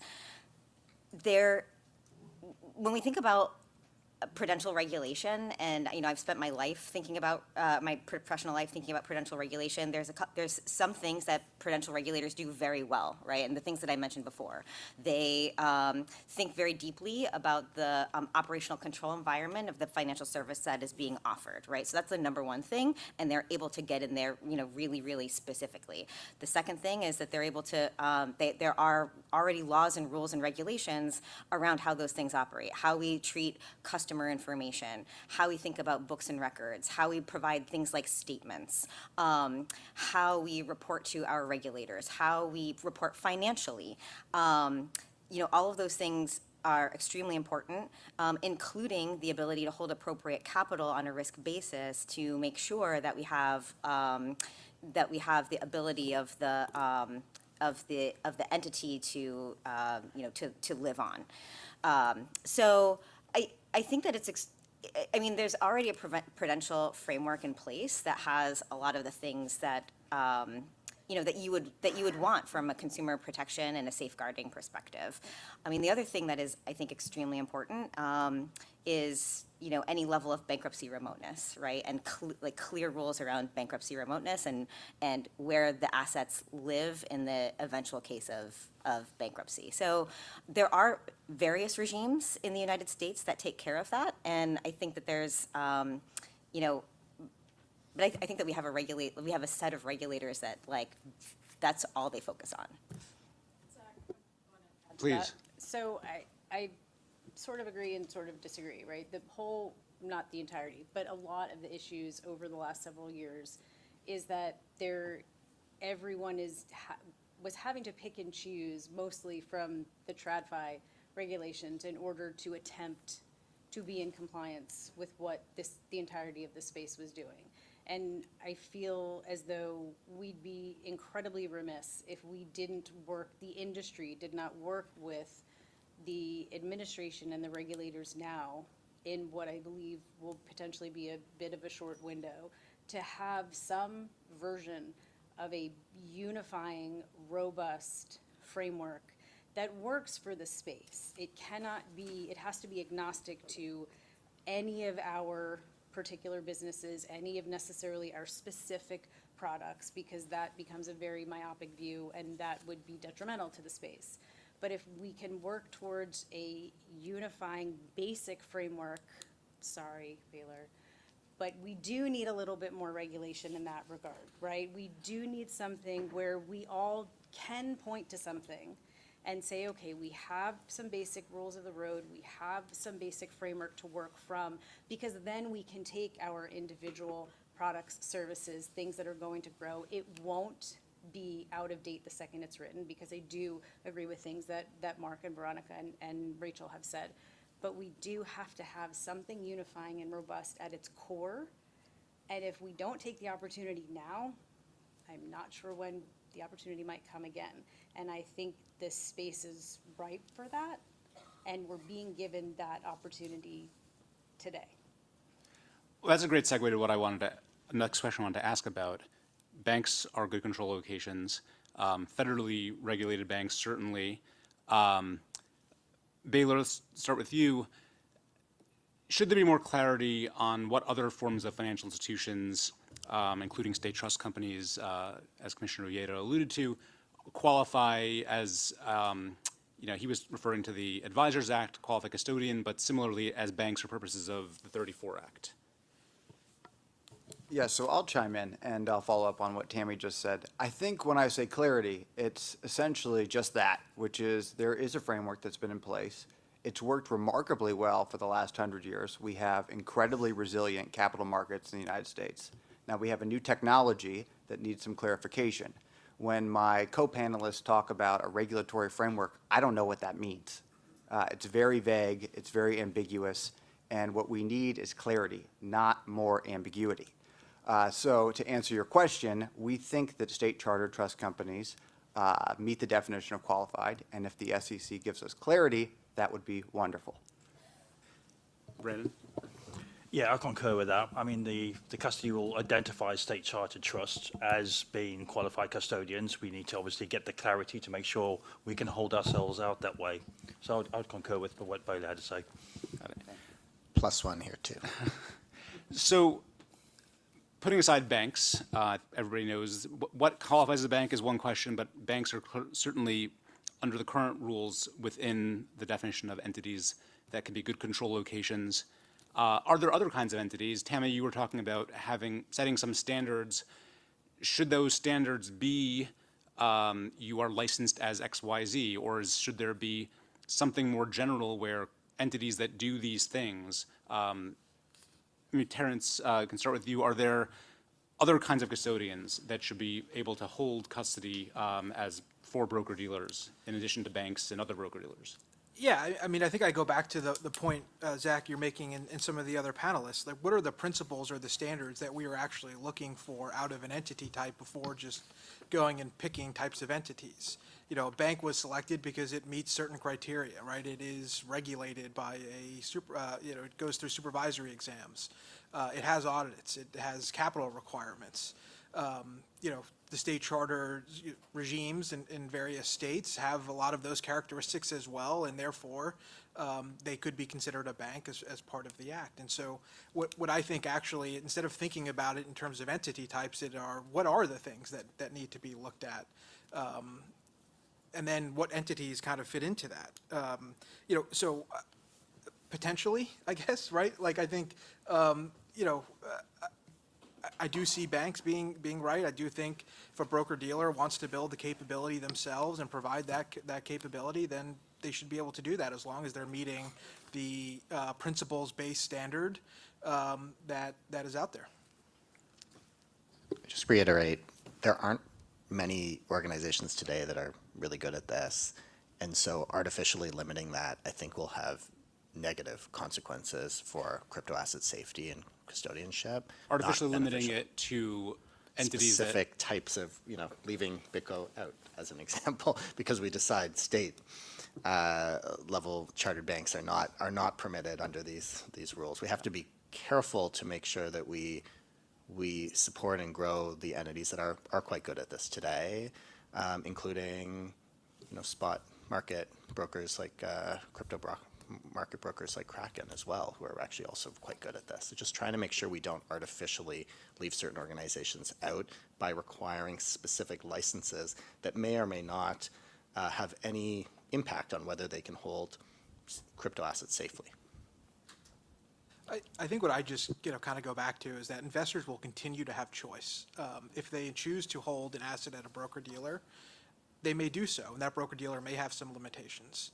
If they don't want to hold it at a broker-dealer, they can continue to hold it at another entity or venue that may not have the oversight and safety and soundness that a broker-dealer may be required to have as part of that. So I'm not suggesting to artificially limit. I think if a customer decides that they want to have their assets sit in a broker-dealer, whether that's a consumer or an entity, that broker-dealer will be subject to certain oversight. Maybe there are certain benefits to that customer of holding it at a broker-dealer, but they should still certainly be able to hold that wherever they want, under their pillow, under their mattress, or at another firm. So I had mentioned earlier that for most purposes, I would just be talking about digital assets, whether or not securities. But just come back to that, should it make a difference? If a broker is holding a digital asset, should it make a difference if it's a security or not a security? Should different standards apply? There are legal questions around the SEC's authority over non-security digital assets when they're custodied by a broker. But let's assume that authority exists. Is there any reason to distinguish for SIPA purposes or security purposes or otherwise? Terrence, if I can come back to you. Yeah, absolutely. I think the risk profile of the two are different. A security or a digital tokenized asset that meets a definition of a security is likely either to be registered or exempt from registration and subject to certain rules and issued by a controlling entity. And there may be controls that are in place of that tokenized security that changes the risk profile of that asset versus a native digital asset. And so therefore, I would look at them very differently from an oversight perspective. So it sounds like something Commissioner Peirce said a little earlier, where the issuer has the ability to, wasn't the word she used, but freeze, burn, reissue, more likely the case in securities, maybe the need for the same kind of security and custody solutions are different. Yeah, I mean, the solution may be partially the same, but perhaps some of the oversight or governance or rigor that it goes through could be different. Does anybody think that it should be exactly the same, regardless of whether it's a security, regardless of whether it can be canceled and reissued? Tammy, I don't know if you do or not, but No, Okay. I don't, and I think because at the core of the conversations we're having, I think a lot of us, and I'm not speaking about the panel, I just in general, I think a lot of people in this space, we are not looking to dismantle or fundamentally change the core parameters of the SEC or the CFTC or the FDIC, et cetera, right? We're not looking to fundamentally just break apart how these institutions have been built and what their regulatory regimes are. I don't think many of us are looking to dismantle that. So at the core, the SEC regulates securities, to then all of a sudden if those of us, myself included, looking to include digital assets that are deemed securities, but then to now start breaking into that and trying to understand, well, now we're going to start to include things that are not securities, and to Terrence's very good point about, well, the risk profiles are different and how things could be custody could be different. We're now layering things that are even more complicated. So my personal opinion is no, I would not want to do that. But I would like to open up the aperture for other things that are securities.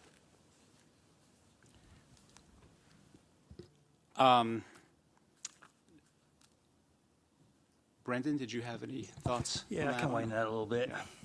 I think something that's been missed is investor protections and how we really open up to broader markets. There's a whole lot of regulated money sitting on the sidelines.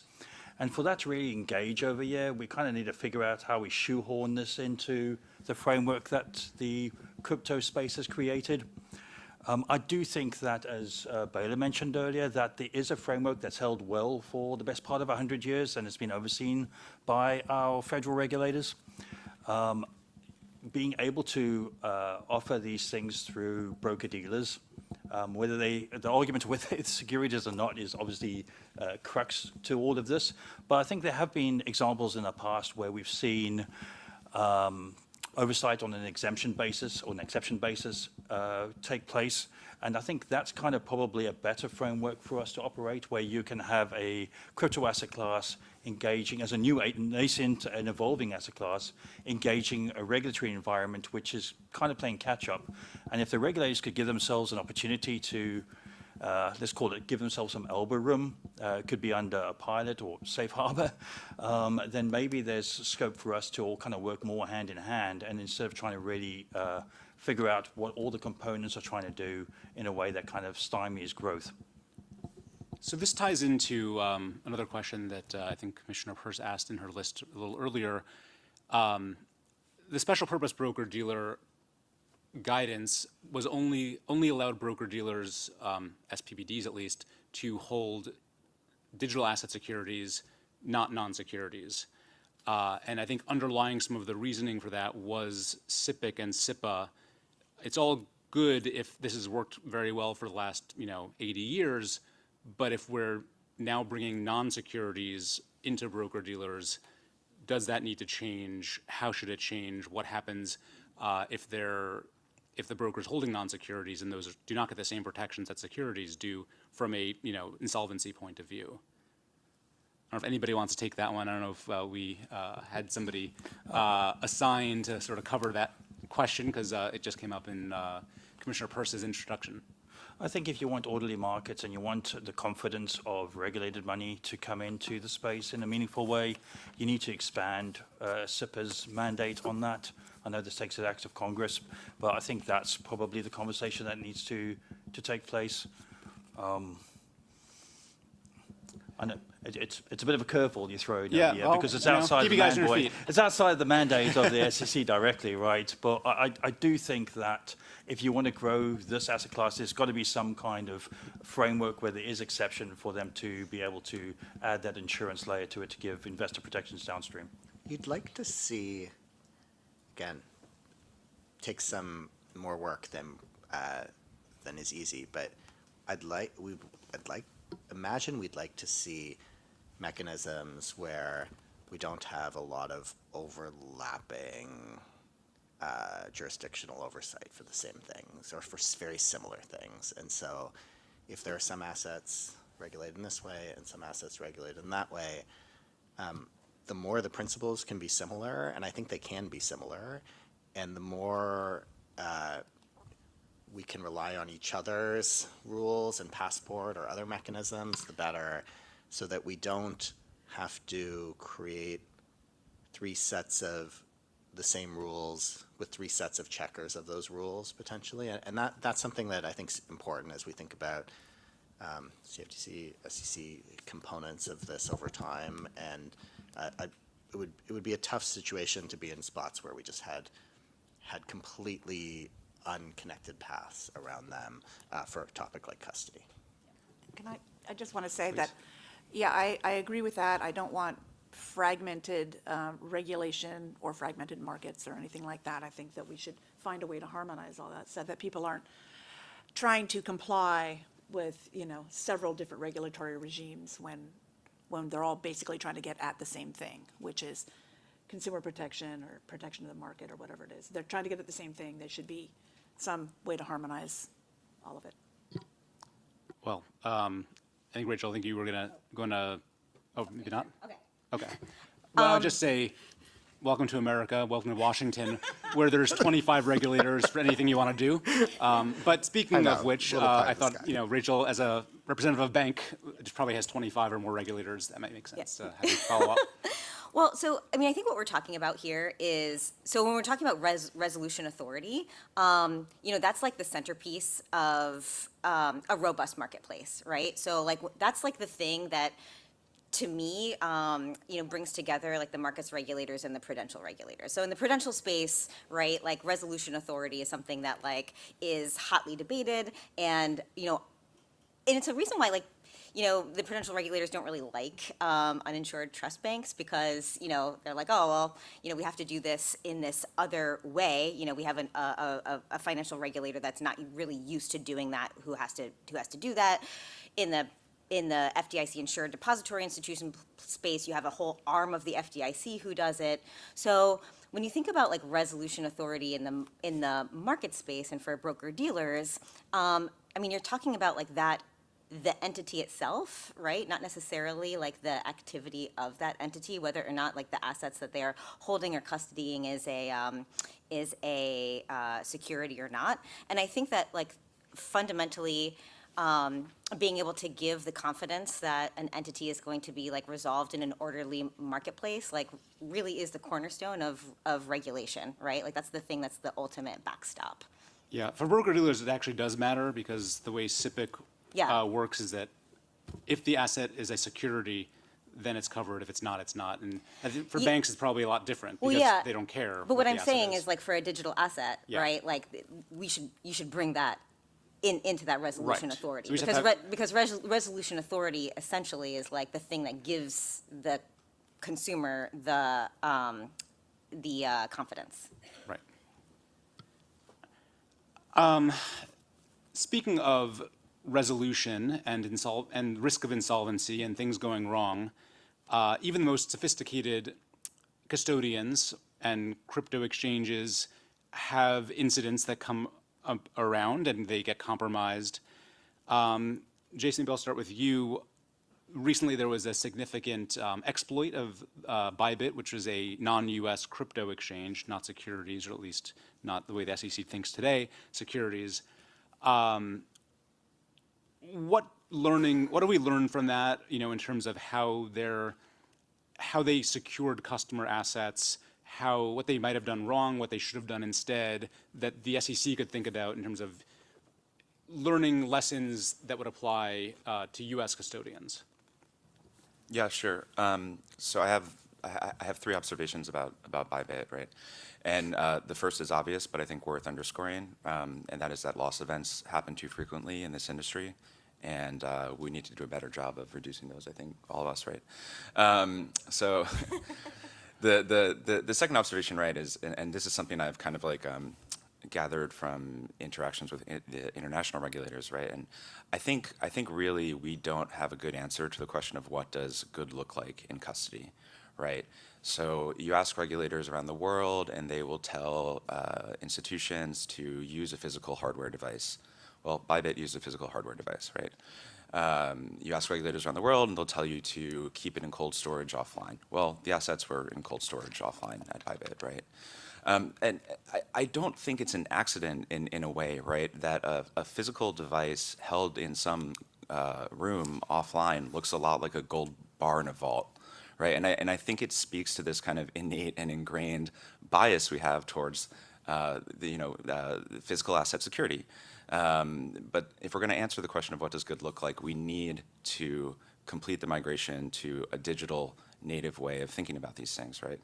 And then I think that brings me to the role of the regulator. So I already said I think the SEC can serve a very important enforcing function, and by that I mean finding the conviction to move us towards a place where we have better digital asset custody.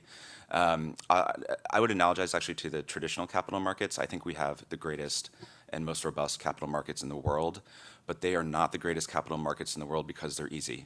They're very hard and they're very expensive to access. And that leaves us with the best and most sophisticated companies coming here. I think we need to do something similar in the digital asset context. Everyone up here will, I think, agree with me. It is not easy to do digital asset custody well. We should be pushing SEC registrants and their customers to those who do, and we should not be exposing them to those who have not demonstrated they can. Hear, hear. Could I jump in real quick? Please. With Bybit, I think it's important to note they did not have 100% cold storage, and that was one of the biggest issues. They also did not have an independent qualified custodian like BitGo. And we learned this at BitGo when FTX went down. There was a hack, and BitGo was called in the middle of the night by John Ray, who had taken over the company after it went into receivership. And we had to put together an emergency team and go in and secure the assets. Now, had Sam Bankman-Fried used BitGo, he might not be in jail. So this is important. It's very important.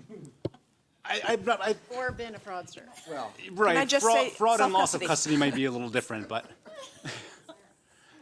please, Tammy. So many people talk about the hack and can we please not put Bybit in the same boat as FTX, which was a complete Ponzi scheme, and he was a fraudster, and Bybit was not that. both are solved by independent qualified custody. Are we paying you? Well, I guess I don't know if you've solved fraud by using a custodian in this way. Fraudsters will be fraudsters, I suppose, and they'll figure out ways around it. Maybe not. Maybe not. How do you prevent fraud? How can you prevent them from stealing assets if they are so inclined? To be clear, I'm not saying that we could have prevented the fraud, but had there been an independent qualified custodian, there's no way the fraud could have been perpetrated because we would have known about it. Well, Yeah. Come on, Mark. I know you've got some thoughts. Okay. Terrence, I think this was a matter you might have had some thoughts on as well. No, already said, yep. Okay. I have nothing to add to what Jason added. Got it. Mark, have you regained composure? Thoughts around ways to lessons learned from the Bybit, and I haven't called it a hack because I think hack is overused when something's an exploit. Often hacks, in my view, are people getting into systems they shouldn't, as opposed to exploits where people figure out ways to still get into systems they shouldn't, but not like finding code errors, but more human social engineering and that sort of thing. the less, I'll just say, I said it a little bit earlier, but I'll say it again.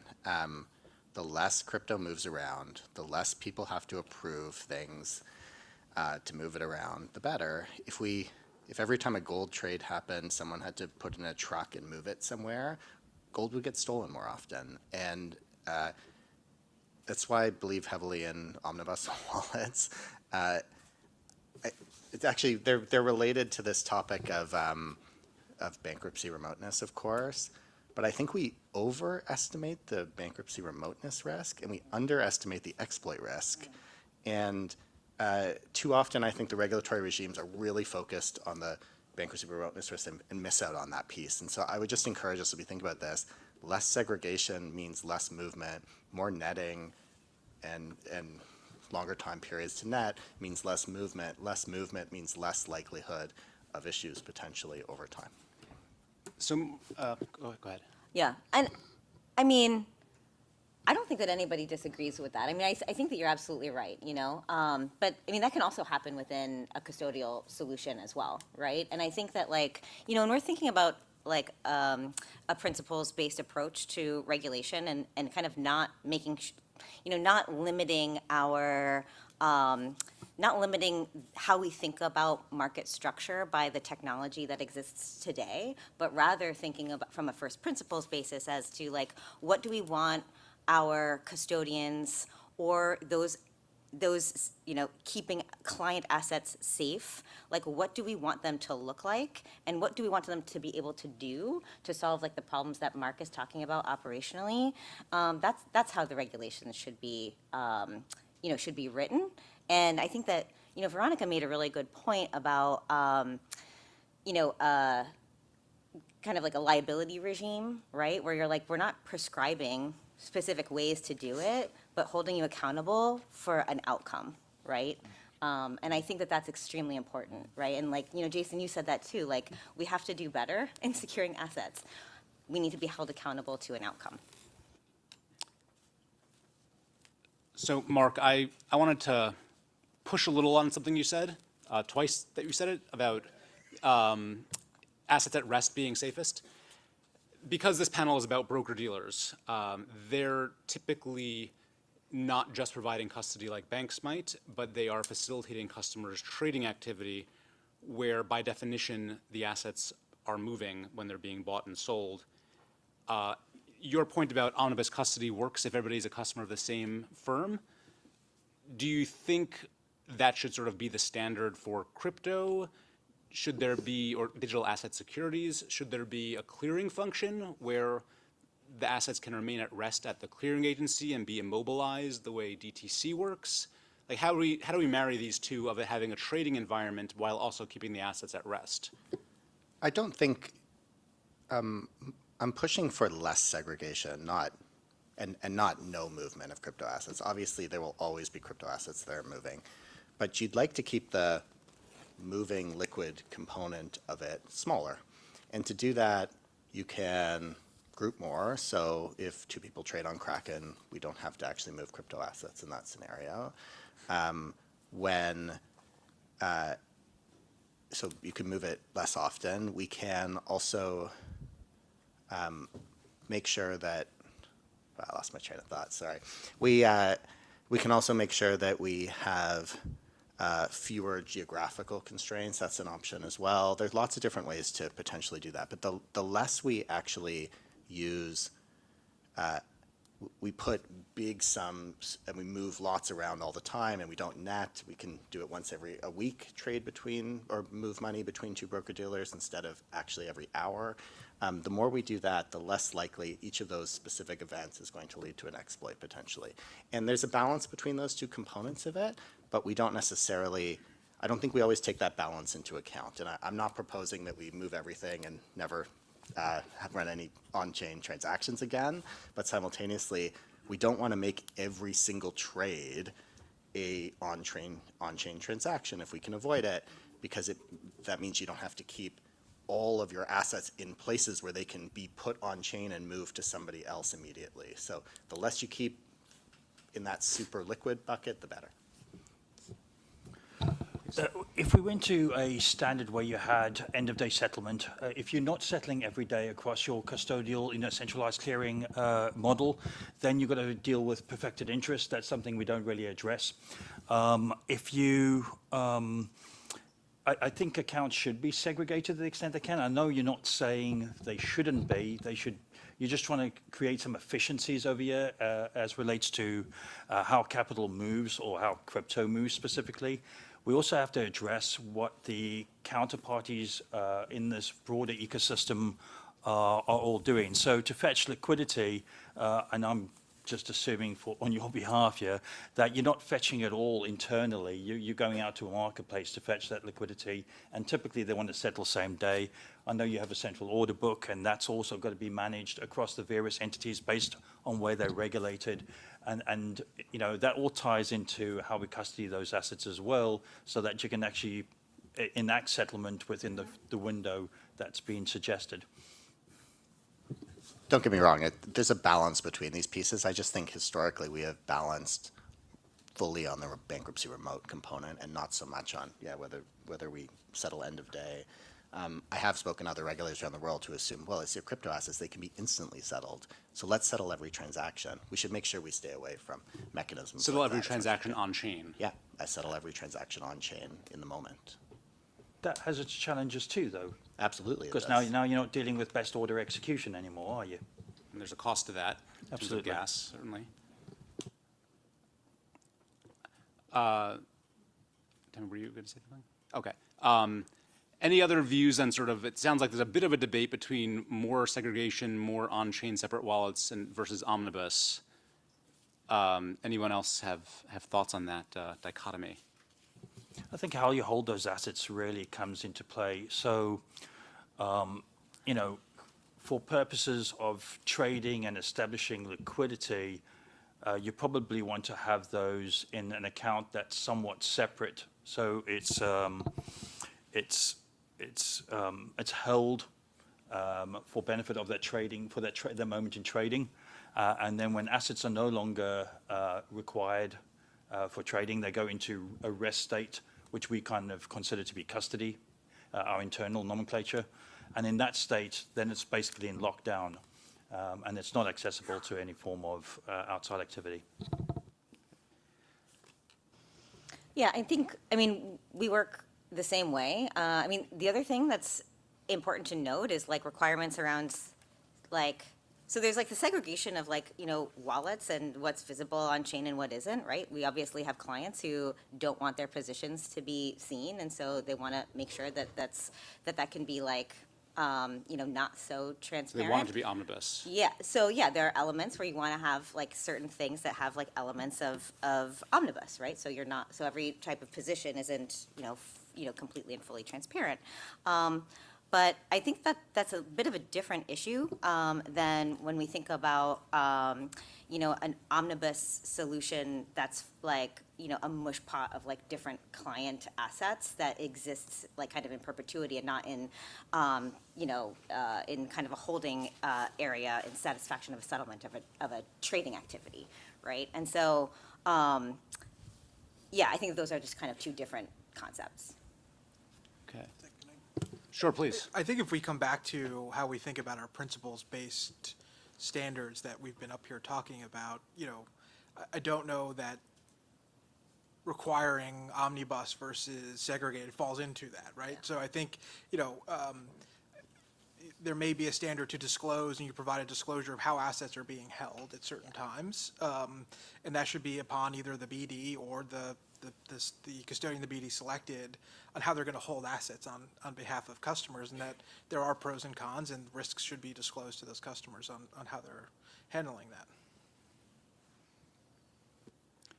So a topic, please. Let me just ask, so what you just said and what had been discussed before were like the risks to the customers, and if we're, and we were talking about whether or not, you know, different entities should be able to do different things, or assets should be custodied differently, and some choices that end users might have, and that sort of brings up disclosures, right? If we're so concerned about people making their own choices and taking control of their, you know, all that end up usually resulting in disclosures. So I just want to sort of ask how people feel about. Well, I guess are disclosures the answer? You know, they may not be, but you know, that's. If someone's supposed to be making an informed choice about, do I want to put my assets here, do I want them held in this certain way or this certain way, that usually will result in disclosure requirement. And how far can one take disclosure as the solution? Of course, the SEC is primarily a disclosure regulator, but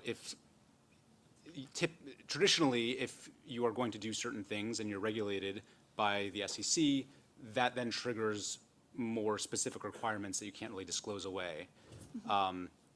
Is this asset class different that you can disclose it away, or you should tell people, here's what we're doing, and that's what it's going to be, and you can go to a different provider if you want something else? That's what I'm getting at, really. It's more like, if we're saying, well, people should have a choice of what type of custodian they choose or how something is held, then what I mean by disclosures is give them meaningful information so they can decide for themselves if they like this solution or that solution or the other solution. What do they want? Because at the end of the day, they're taking some risks. So I'm not suggesting disclosures are the way to go. I'm just saying that's normally how this would be addressed. And if we're expecting people to make choices for themselves, we have to give them the information with which to make those choices in some manner. I think there can be choices that are equal but different as well, and I think this is partially maybe more in that category. If we have a principles-based regime that requires a certain bar, we should then allow all of us in the industry to pick the approaches to meet that bar, and we benefit from actually making different technological choices and making different approach choices as we learn to bring down the number of incidents over time. Just take an example when all those Windows machines went down not that long ago. It was very obvious that choosing one technology solution can bring down significant portions of pieces, and while I hope no technology solution in our space will ever have a bug in it, I'm sure they will at some point. And it would be important for us to have multiple different models and approaches and technologies and mechanisms. And a principles-based approach versus a rules-based approach supports that and allows it. Do we have to disclose the choices we've made? For sure. Do we expect the user to understand the differences in the risk between those choices? Maybe for some sophisticated investors, but probably not for most. And I think that's okay as long as we set a principles-based bar that we all aim for. It almost sounds like you're from a distributed systems, industry where having multiple redundancies is sort of the solution. Yeah, so I think I'm totally on board with a principles-based approach, and I think that we talk about that a lot, right? Like, what do we want a custodian to be able to do? How do we want the custodian to be able to protect the consumer? And so, but there are certain principles that you want to have and you want to be like a little bit more explicit about, and then certain principles that you don't, right? Like, I've heard on the panel things like, assets are safest at rest. Well, if assets are always going to be safest at rest, then we're not going to be able to use crypto the way that we want to in the future, right? Because there's a significant payments case for crypto, right? And so you want them to be safe all the time. So we want to be careful of the principles that we're thinking about and not prescribing something based on the technology that exists today, but what it's going to take and the standards that we need to take to make sure that we have a robust and efficient marketplace. So it's come up in various points in our discussion today, but there are various non-US jurisdictions that are further along in their crypto journey and crypto regulation. We heard some examples of things that are problematic. Are there other examples of problematic views and rules that foreign regulators have taken, or lessons about more productive viewpoints and things that the SEC should look to and potentially borrow from? Mark, I start with you on that. Sorry to bring you back in, or Tammy, because you're non-US based firm. I think you got my answer already on that one around Canada. I think that's the most obvious example. The 80-20 issue. Yeah. My answer is going to be somewhat generic but intentional. I think the lesson I hope the U.S. takes is internationally, they've recognized the importance of the space, and they've chosen to take an intelligent, again, I'm being generic, an intelligent, logical, proactive approach at a high level for their jurisdictions and areas. And for one of the first times from a financial perspective, the US is leading from behind. And if we have not recognized that, it feels like we are recognizing that now. So I hope what we are taking away is to not do this piecemeal, to not be narrow in our views as we are looking to legislate. And one of the biggest things is a lot of the last few years, what feel slightly arbitrary rules, amendments to rules, proposed amendments to rules, they were not put there by legislation. Well, that means they can be taken away without legislation. So maybe there's an opportunity to unwind some things in a fairly quick manner and put things in place wholesale, because that's more or less, from an international perspective, they've done things on a more wholesale level than a piecemeal level.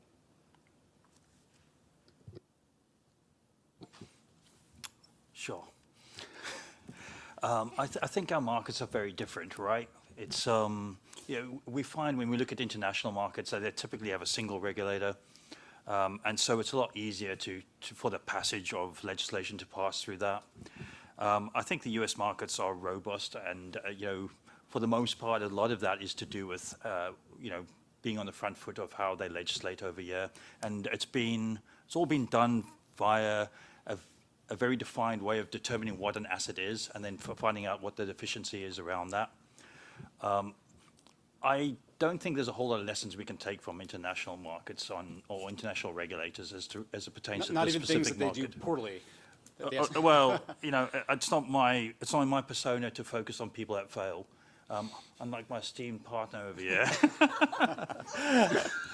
So I think there are lessons on regulation that we can look at, but I don't think it's old enough for us to actually take a historical look at it and use it in a meaningful way.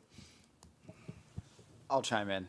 I think what was probably most shameful about the last 4 years was that BitGo received approvals in multiple foreign jurisdictions, and we were essentially hamstrung in our hometown, the home court, right? And it was really shameful and sad, and hopefully that's about to change. And what did those foreign regulators do well that then you could think the hometown regulators could learn from? Granted approvals? I mean, really. No, what we're looking for, right, is guidance, and I think that's really what, if you want innovation and markets to move forward in a meaningful way, you can't stymie that innovation. And when you've got personas that are regulated or regulatory adjacent, they look for that guidance from regulators. And I think if you're going to look to foreign regulation as some kind of guiding light, that's probably the biggest takeaway, is that there was clarification pretty early on that allowed those markets to evolve. +1, exactly what I meant. Yeah, I want to pick up on what Baylor said. And it's important because, I've had a lot of conversations around we don't have a pathway to get certain licenses, and so let's think about some kind of lesser standard when we think about qualified custody, right? So qualified custody is up here. It is something that is black and white, and there are requirements around it. And so now what we're seeing is a more open posture, right? And a more from both the markets regulators and the prudential regulators. And so kind of using a straw man argument to be okay, well, now we don't have to do X, Y, Z because there isn't a pathway. That's not really an argument today, right? There's a plethora of choice that's out there. And then if you are able to apply, these principles-based approaches about what we want that to do, and, meeting, standards of regulation, there's no reason why you can't have like a whole host of qualified custodians for the market to choose from that meet certain criteria. So I've got another curveball question that I'm not sure who I'm going to ask, but we'll see. This gets a little bit more deeper to the technology where assets can be custodied in some way within smart contracts. So it's not a particular institution holding it, but the smart contract holds it. There have been ideas discussed around that being a way to custody assets, that it's put into a smart contract and it can only come out if, if X, Y, Z happens.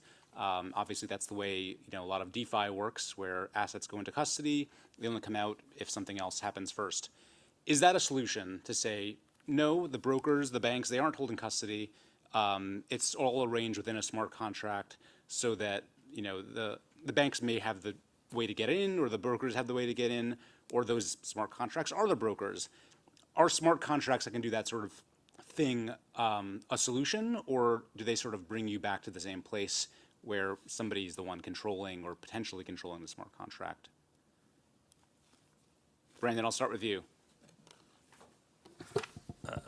You're lucky, Mark. Yeah, we're as an organization, we're pretty we're pretty conservative in terms of how we see this. The idea that we play off the front foot from an innovation point of view is not really where we're at. We face off to the market in a very jaded type way. We like, who can we trust, who can we not trust? Smart contracts kind of fall into that same thought process. So consequently, I think if you look at the Bybit, there was a smart contract involved in that hack as well. It wasn't the smart contract where the failure was. I didn't comment on this earlier, but we believe the failure in that was actually a governance issue. And so when you don't have proper policies, procedures, and you fail to follow them, and there's no one to actually enforce them, that's when these things fail. So should this evolve into smart contracts? I think, yeah, ultimately, if there's a case for us to happen where the markets or custody is more efficient as a construct of that, then I'm all for it. But it's got to be done within a framework where there is oversight and somebody can actually point to it and say, there's something wrong over here when it fails. Can't socially engineer a smart contract, right? So doesn't that help with that Bybit situation, for example? Yeah, I find that my life experience is that when things go wrong, people like to point at an actual person, not at some kind of piece of technology. Got it. Please. So when I think of smart contract custody, in my head, liken it very much to normal centralized custody, right? These smart contracts that are out there are developed by someone. There are roles associated with the smart contract that are managed by addresses, which are then managed by private keys. And so if you deploy a smart contract to act as custody, there may be functions that are part of that you can call, who can upgrade, who can change the contract to make it do something different. That is controlled by a role, an address, that is controlled by a key, ultimately at the end of the day. So who's in custody of that key that can actually make changes to the smart contract or edit the smart contract? That to me is custody. Then there are other keys, right? And I think there was a conversation earlier, let's not worry about keys, and I agree with that, right? But it starts to get very technical very quick, which then there are these functional roles that may call that smart contract, that may say to move the asset out of that smart contract, that is also controlled by a role, which is controlled by a key at the end of the day, and you need to sign that transaction with that key in order to call that function. Then therefore, that is not something that I would consider custody. And so if that's the broker-dealer facilitating that, I wouldn't consider that custody, but whoever's controlling the smart contract at the end of the day, down to Brendan's point, is the custodian of that asset, in my head. Yes. I mean, yes, that's exactly it. There's a key somewhere at the end of the day controlling that, and whoever has that is the custodian, or is custodying. So there can't be something that is relatively autonomous, that is programmed, the key, if there was one, is thrown away and it just works in a particular way. There's got to be somebody, you're saying, that is controlling that, and they would be effectively the custodian. Yeah, well, if it's and if it's if you're doing that, if that's happening on behalf of a customer, then there needs to be a qualified custodian. Yeah, I guess in theory it could work that way, right? You throw away the key. I would argue that that is a bad business practice because maybe there is an exploit or some malware and someone needs to go and update that contract, because there was a vulnerability in it and they should, have the ability to go and do that, right? And so to me, it is smart contract custody, while very interesting, and I certainly think part of the future as you start thinking about, what does it mean for a user to hold some of these assets themselves, participate in these networks on their own, but also have that oversight from a broker-dealer, maybe where they want to see all of their assets sit or have all of their assets sit. It becomes a very interesting way to be able to use the technology that is there with us and also, working through a broker-dealer to do that. Would you say the same thing if a contract was not editable? Once it's been deployed, it's not editable, it could be canceled, but not edited? Would you say, I'd like to know who you think would be the appropriate person in control or custody of that. Whoever deployed it, but they can't edit it? It just goes back to my point of, if it's non-editable, then no one is controlling it. I just don't know. It's a good business practice to have non-editable capabilities out there. At the end of the day, there are technology controls, which may or may not include smart contracts or HSMs or key management in other ways, multi-sig, and then there are operational controls.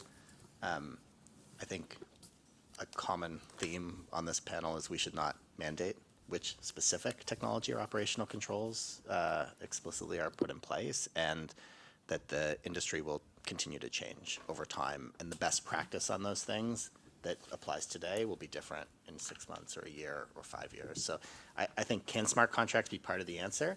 Probably.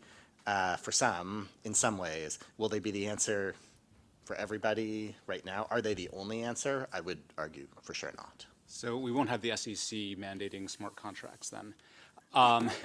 So I think we're at 3 o'clock, which means this first panel needs to wrap up now. Thank you all so much for your really, really valuable insights. And I think we are going to take 30 minutes and come back for the second panel at 3:30. All right, thank you, Zach. And just a big hand for our panelists who all did a great job. So at the beginning of our discussion, one of our panelists said that assets are at rest are most safe. And I don't have much experience personally custodying crypto, so I won't opine on that here.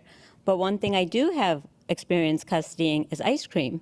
And in the case of ice cream, the idea that assets at rest are most safe is very true. First, I have to take possession of the ice cream from a giant warehouse and bring it here. Then I've had to put it in cold storage, specifically a freezer. And finally, it had to be moved to the lobby out here for you to enjoy.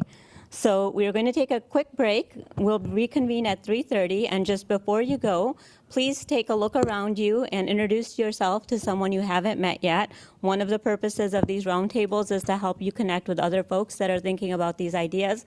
So please do that now and then go enjoy an ice cream with your new friend. Thank you.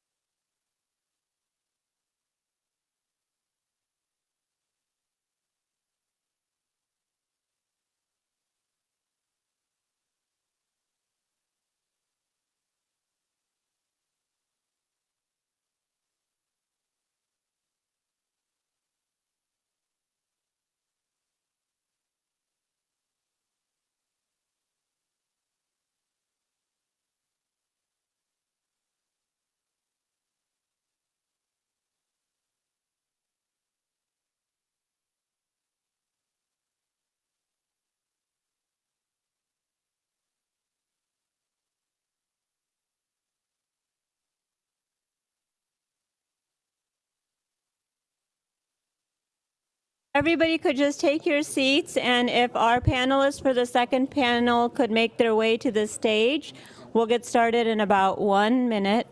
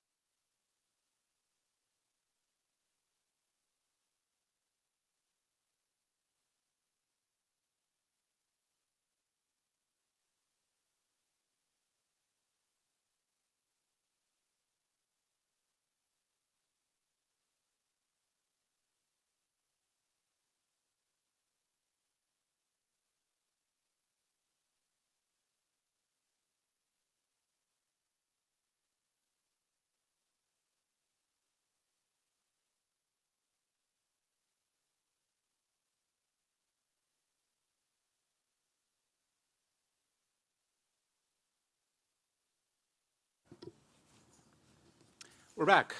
Thanks everyone who hung in there for the first panel and are joining us now, or rejoining us now, or those that are joining us now for the first time. As you heard the first panel, we discussed custody by broker-dealers and the issues under the Customer Protection Rule. The second panel is going to focus on similar issues, but from a different perspective, custody arrangements for investment advisors and investment companies. Unlike broker-dealers, which traditionally do act as custodians themselves, investment advisors and investment companies are different in that they typically aren't custodians, but instead are required to use third parties to custody clients and funds' assets. While they're separate regulatory issues, in many ways they boil down to similar questions. As you heard in the first panel, broker-dealers holding customer securities through third parties do so typically through banks and broker-dealers. And what do you know, investment advisors and investment funds similarly have to hold their customers or their clients' securities with qualified custodians that are banks or broker-dealers. And unlike broker-dealers that have the option of maintaining physical possession themselves, that's not really been an option for advisors and funds. Some of the policy goals may differ for investment advisors and investment companies than they do for broker-dealers, so the regulatory solutions aren't necessarily the same. Another difference is that the SEC, at least under the prior administration, proposed to amend the rules for advisors to set forth how they custody or safeguard, as that rule proposed it, customer assets, including specifically digital assets. I might be going out on a limb here to say that the current SEC leadership may not move that proposal forward, and there was a lot of commentators that had concerns about that proposal. So hopefully this discussion can help inform anything the SEC does in this space. So without further ado, again, I'm not going to introduce, but please say your name and your affiliation if you start speaking. But I'm excited to get the views of this panel with extensive experience on these issues. So just to start, set the stage for the issues we're trying to solve.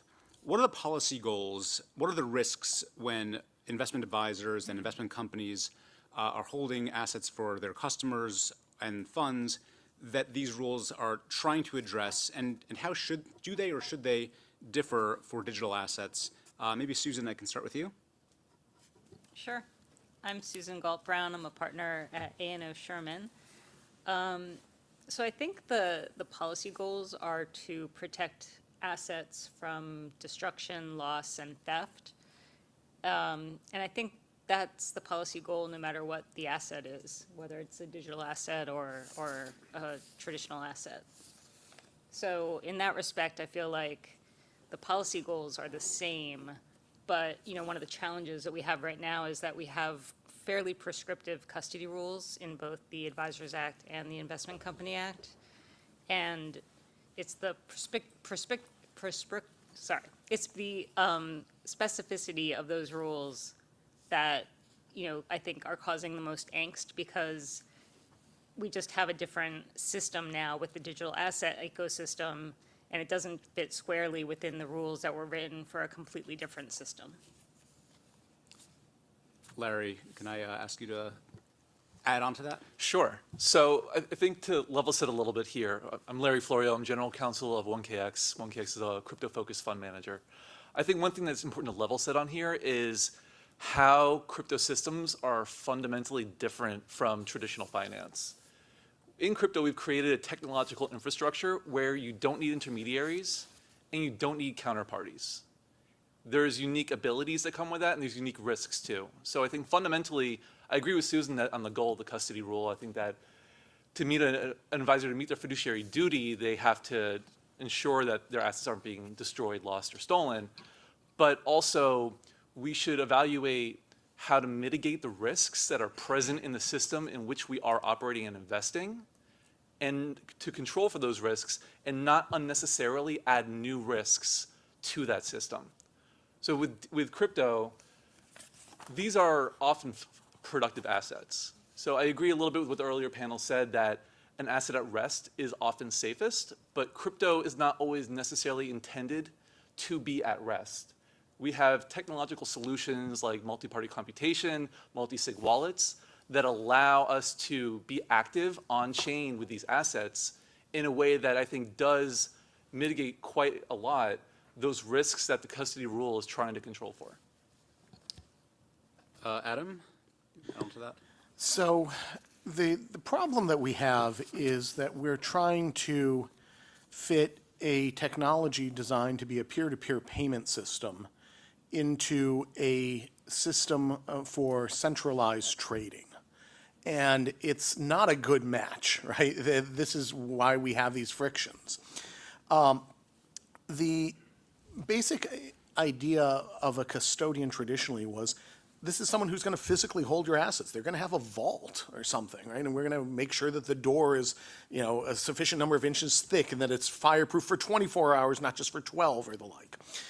And that's a really different set of skills than are required to secure crypto. And though I think the idea of a custodian has a lot of merit to it, and there are some, especially when we're an investment advisor, investment company, we probably want to be a little more careful with self-custody in that context.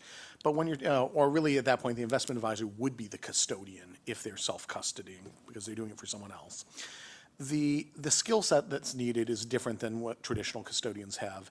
And I think that we should be having a regulatory framework that acknowledges that. Now, that doesn't mean that that we shouldn't have any rules about who can be a custodian, but we should be recognizing that your traditional financial institutions may not be the right ones to be doing crypto custody. Actually, may I add one last? There is one other difficulty, particularly in the investment advisor context, which is the trigger for custody requirements is that it be a security or funds. And the term funds is undefined in this context. We have actually a district court decision in the Electronic Funds Transfers Act context saying that Bitcoin is funds, but doesn't bind us here. I don't think we want investment advisors to be in the position of having to figure out if an asset is a security and therefore whether this rule is triggered. So that does seem kind of important to have some clarity on that legal point. I would just say, picking up on that, I tend to think that I agree that having an advisor having to decide on an asset by asset basis whether a certain asset is within a regulatory scheme or not is very thorny and time consuming and potentially expensive. So it seems to me that it would be easier and perhaps better to have the regulations follow the entity. So if an advisor has control over assets and is providing investment advice to a client regarding those assets, then you would have the same safekeeping requirements without regard to what those assets are. Similar to the Investment Company Act, which covers just the assets of the investment company. So I think that will come up again when we talk about the safeguarding rule a bit. But for present purposes, Adam, you started talking about self-custody. Traditionally, there's been limited ability of advisors to self-custody. Self-custody is a weird concept here because it's really custodying for the funds or their clients.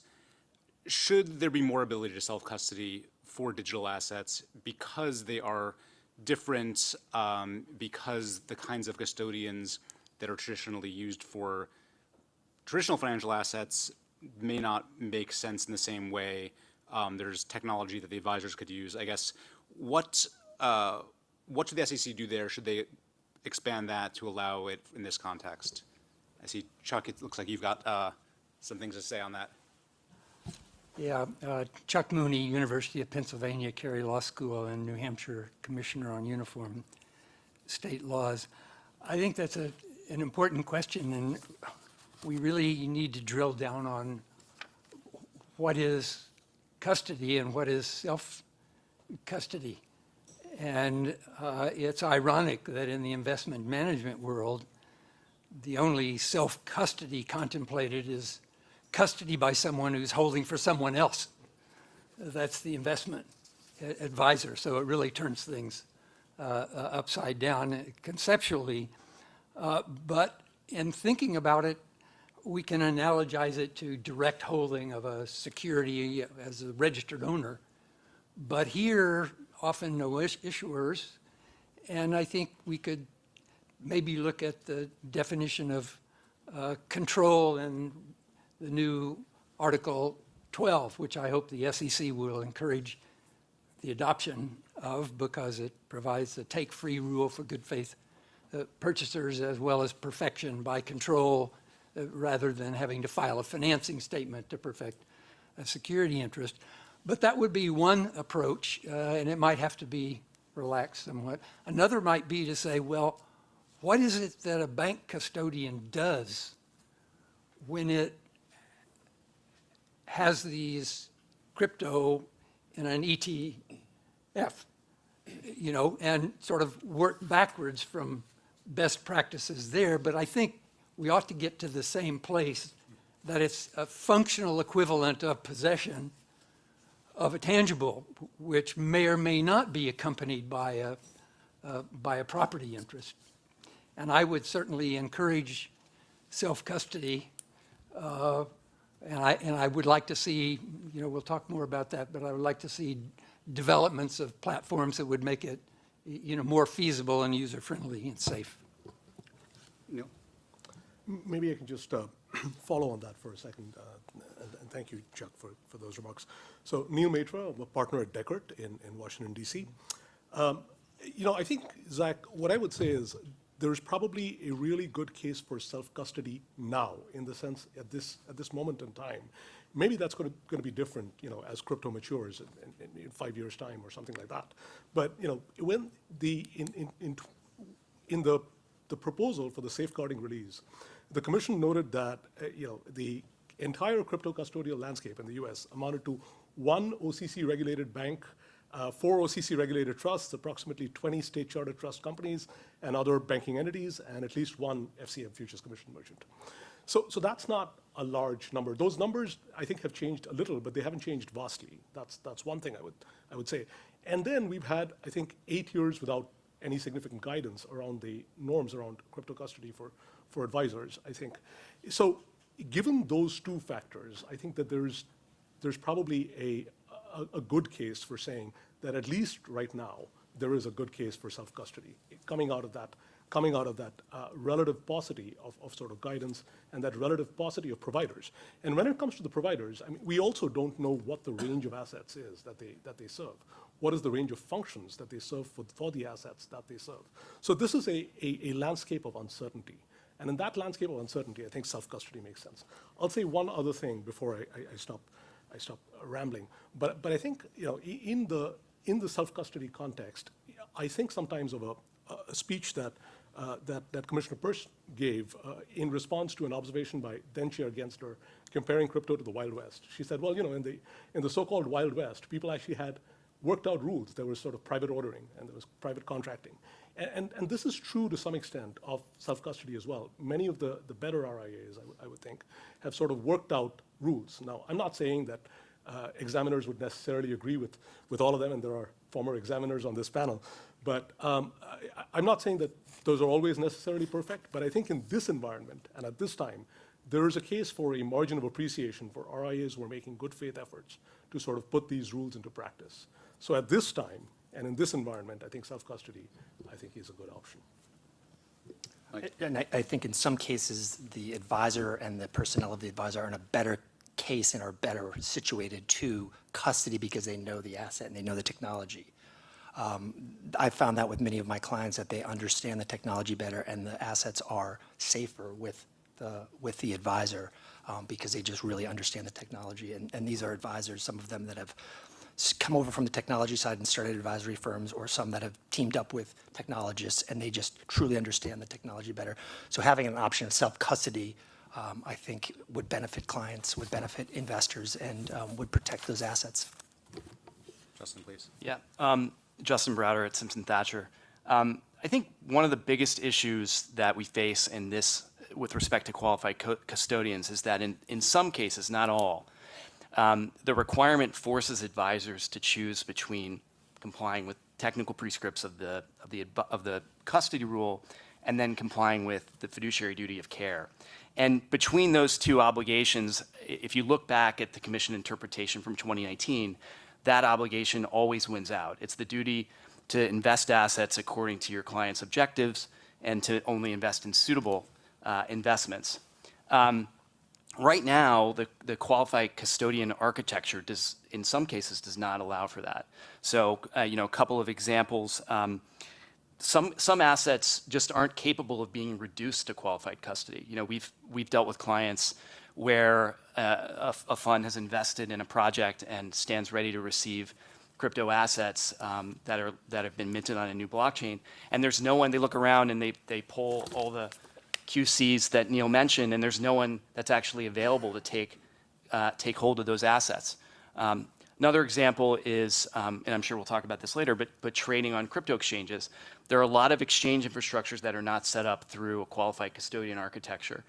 And these markets are volatile. I think we can all agree. The markets move very quickly, and advisors, in order to fulfill their fiduciary duty of care, really do need ready and quick access to the markets to trade those assets, to take advantage of potential opportunities, but I would argue even more important, to mitigate against downside market risk. And so when the assets are sitting in the qualified custodian framework in cold storage, it can take 6, 12, I've heard days to move assets out onto an exchange platform, which is not a qualified custodian. So you're really forcing advisors to figure out, do I find a qualified custodian, or do I maximize gains for my client in the way that they've contractually mandated that I do?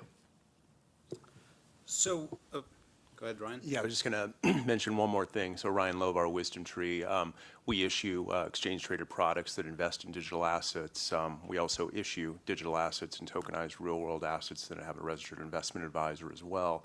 I do think it boils down to, I think the core of the Advisors Act focuses on the who in terms of needing a qualified custodian, a bank, broker-dealer, as opposed to, I think this framework really needs to focus on, which I think a lot of us are saying, is the how. What is the access control? What are the security measures that the how is implemented, and who is doing that, I think, is somewhat less important. So if the advisor can do that via self-custody, how is it doing it? Can it ultimately meet those policy goals that Susan started off with in terms of securing assets, in terms of ensuring that those aren't compromised, they can't be stolen, or there's no theft? I think it becomes less focused on self-custody versus entity and sort of how. What are those controls? And there already is a model for self-custody in the custody rule, albeit that if an advisor self-custodies, it has to be a qualified custodian or if it's a related person. But I think the commission could look to some of the structures and safeguards that are there, the internal control report, surprise exam, add another surprise exam, give investors disclosure, given the disclosure-based regime. And I think that would go a long way to satisfying some of the concerns. But there is this structure there that I think the commission could look to that has existed and is the gold standard, as someone in an earlier panel mentioned. And just to follow on that and Ryan's point, the how, are there views in terms of, regulators are going to regulate? It sounds like there's a lot of agreement that advisors should be able to self-custody, but how? Like, under what conditions, under what standards, what are the safeguards to make sure that even if they are self-custodying, is it those surprise exams? Is there more, are there features of this technology that make it, more adapt or more amenable to self-custody? I don't know, Chuck, can I start with you? If you've got views on the how? Well, this is far beyond my expertise, but I can point you to the papers on Neil's bio and on Susan's bio where they explore how an advisor in self-custody could nonetheless be provided, I'll say, the same kinds of protections that we contemplate would be provided by a qualified custodian. And I think that's, as Neil suggests, the future is to find ways that a person can be in direct contact with their own assets, but nevertheless, without putting a custodian in the chain of title, we can have those same protections that are contemplated by the investment management ecosystem.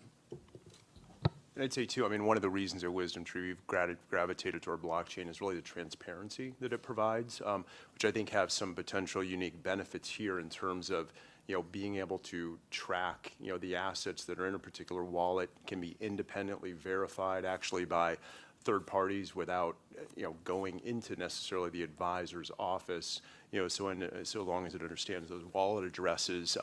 So there's a level of transparency, also immutability with those blockchains that really doesn't historically exist in the traditional financial landscape that I think that technology, potentially lends itself to sort of rethinking how these assets are viewed in the custody context. So that, coming on to that point about it being visible on the blockchain, this came up a bit on the prior panel, is that a solution? That, advisor can tell its clients or tell regulators or tell its auditors, here's the wallet address, and they can go and look and see that they're there at all times. Susan, is that sort of eliminate the need for a qualified custodian? Because, you can have the auditors and regulators just watching the wallet and getting alerts if things disappear? I think it depends. And that's why I think ultimately we need a principles-based solution, because different advisors are going to have different business models and different levels of knowledge about how to deal with digital assets. So for some advisors, it will be completely reasonable for them to self-custody and to say, we have a comprehensive record-keeping system that's implicit in the blockchain. Other advisors, it's not going to be as clear. And so it might be that for some assets and for some advisors, you want to have a qualified custodian. And then we have to think about what do we mean by a qualified custodian? Because, again, just because a bank is a bank doesn't mean that that bank has expertise in custodying digital assets. So I think we have to think, what is it about these entities that makes them qualified custodians? So there might be things like, is the entity regulated by a regulator? Does the entity have to maintain policies and procedures and controls? Does it have a capital requirement? Is there a resolution authority? And is there an audit that's required by a third party, not necessarily an accountant, but maybe somebody who's an expert in auditing blockchain technology? And then at the end of the day, you have the blockchain itself, which is itself a record-keeping system, and it's immutable, and you can trace it if you know what you're doing. But so I think there's a lot of things to think about that are in the mix. And it might be that for some advisors, a one-person advisor who's just entering the space may not feel that they can look at the blockchain and be able to analyze, are the assets where they're supposed to be? And for them, a qualified custodian might be the answer. But for a much more, an advisor that's established an in-house capability, self-custody might be reasonable as well. Justin, do you have a view on the extent to which that kind of transparency level could solve this question? So if you kind of trace back the history of the Advisors Act rule back to 1962, you kind of can pick up three themes, right? So there's the requirement to safekeep assets securely. There's a requirement to disclose to your clients where those assets are, and then there's always an independent verification aspect to the rule. I think the publication of an address helps satisfy two of the three, but I agree with Susan that there's likely a requirement to impose some sort of principles-based standard around making sure that the assets are actually kept safe, whether that's through a qualified custodian or on a self-custody basis. And you can kind of frame that requirement around a bunch of different principles, because I think that whatever rule gets adopted or amended in this case needs to be technology neutral. We've talked a lot about that today. What's current today will be obsolete in a week in this space. But you could think about imposing some general standards around policies and procedures, record keeping, things. The commission could look in its current toolbox under the Advisors Act to pull out certain control frameworks to ensure safekeeping as a sort of to hit that third of the three policy objectives that I mentioned. Just picking up on something you said about technology neutral, I agree with you, but I also think that it's important to not miss that there is this technology that can address the concerns that the commission had in 1962 or whenever they originally passed it, and has continued to be a concern that there's transparency and that the assets can be verified and looked at by the client if the address is given. So I think technology neutral, but also keeping in mind when they're thinking about a principles-based approach or a relief to consider that the technology does what existing custody rule is meant to do. So I kind of want to give a +1 to Justin, but with a little different twist. The checking whether assets are on chain, that's a great way of making sure that the assets are there now, but it doesn't tell you anything about whether they're secure in an hour or in a day, right? So you need, I think you want the transparency of being able to check on chain, which then means not having custody through omnibus wallets, and then having in addition some set of regulations that are going to ensure that those assets will remain secure. So auditing, making sure that there's certain procedures for keeping track of books and records, for securing private keys, so forth. So I've heard some suggest that third-party custody through a qualified custodian or otherwise may be less secure than self-custody on the basis that that means somebody else is holding the private keys. You don't know what's going to happen with that. Is that a legitimate concern? And if so, should the SEC go in the opposite direction and actually mandate self-custody rather than say that that advisors and funds need to use qualified custodians? Ryan, I saw you lighting up first. I was going to hop in. Well, I think it goes back to that point around the experience, which we heard a little bit on the last panel. I think that with the traditional safekeeping system, you could say, okay, a bank can really perform this function. I think, though, that the technology and understanding, the operational procedural safeguards that are really necessary to, ensure that the crypto asset is safe or the tokenized asset is safe is different. And so I think that requires, a level of experience that a traditional custodian, may not have. Now, but I wouldn't swing it over to say, okay, that's complicated, but there are certainly parties, ourselves included, that can do that well, but I wouldn't then switch it to self-custody. I'd say I think choice is important, but going back to those core safeguards and the principles of custody to give choice. And to me, part of that in the digital asset experience is choice. I mean, that's why I think a lot of investors have gravitated generally toward digital assets, is because they have a choice in how they want to hold them, for instance, or who they can use. And I think that sort of permeating through generally, this regulated infrastructure is incredibly important, though does need to respect that choice and that there are differences here. Chuck, please. Yeah, I would agree with that completely, even though I have a, sort of a bias towards self-custody and at least exploring that. What I would suggest, however, the FCC might do is mandate that if a custodian, where used, is going to maintain a securities account type arrangement with its investors, that it have to opt into UCC Article 8, which wouldn't automatically apply as it does for banks and broker-dealers for securities, but you have to opt in when it's not an Article 8 security, and I would strongly encourage that.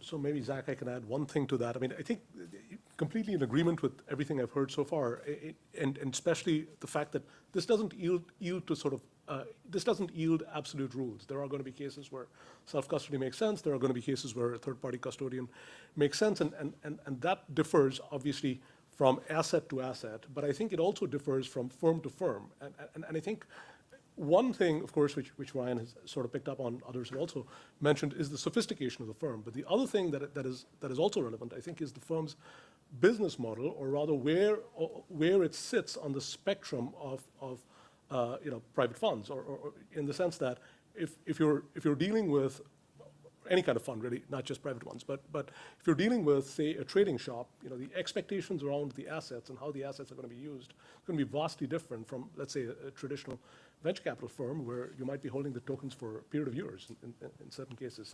So again, stressing the fact that there aren't absolutes, but I think one thing, and I think this is going to be a prime area for examiners as I keep coming back to this point. But when they look at it, when examiners examine these practices, obviously looking at the nature of the asset is going to be very important, but looking at the nature of the firm's business is, I think, going to be equally important. Just want to pick up on one point that Ryan made on choice. Just going back to the Advisors Act fiduciary standards, they are grounded on notice and informed consent. So one of the things that would be worthwhile in exploring any future amendment or rule is figuring out whether it might be possible to get buy-in from advisory clients about exactly how they expect their assets to be held. That would, in my mind, be consistent with Advisors Act orthodoxy, and especially for sophisticated clients like a 3C7 fund or otherwise. It doesn't strike me as totally unreasonable to offer clients a menu of options around custody and let those clients choose what they believe is most appropriate for them.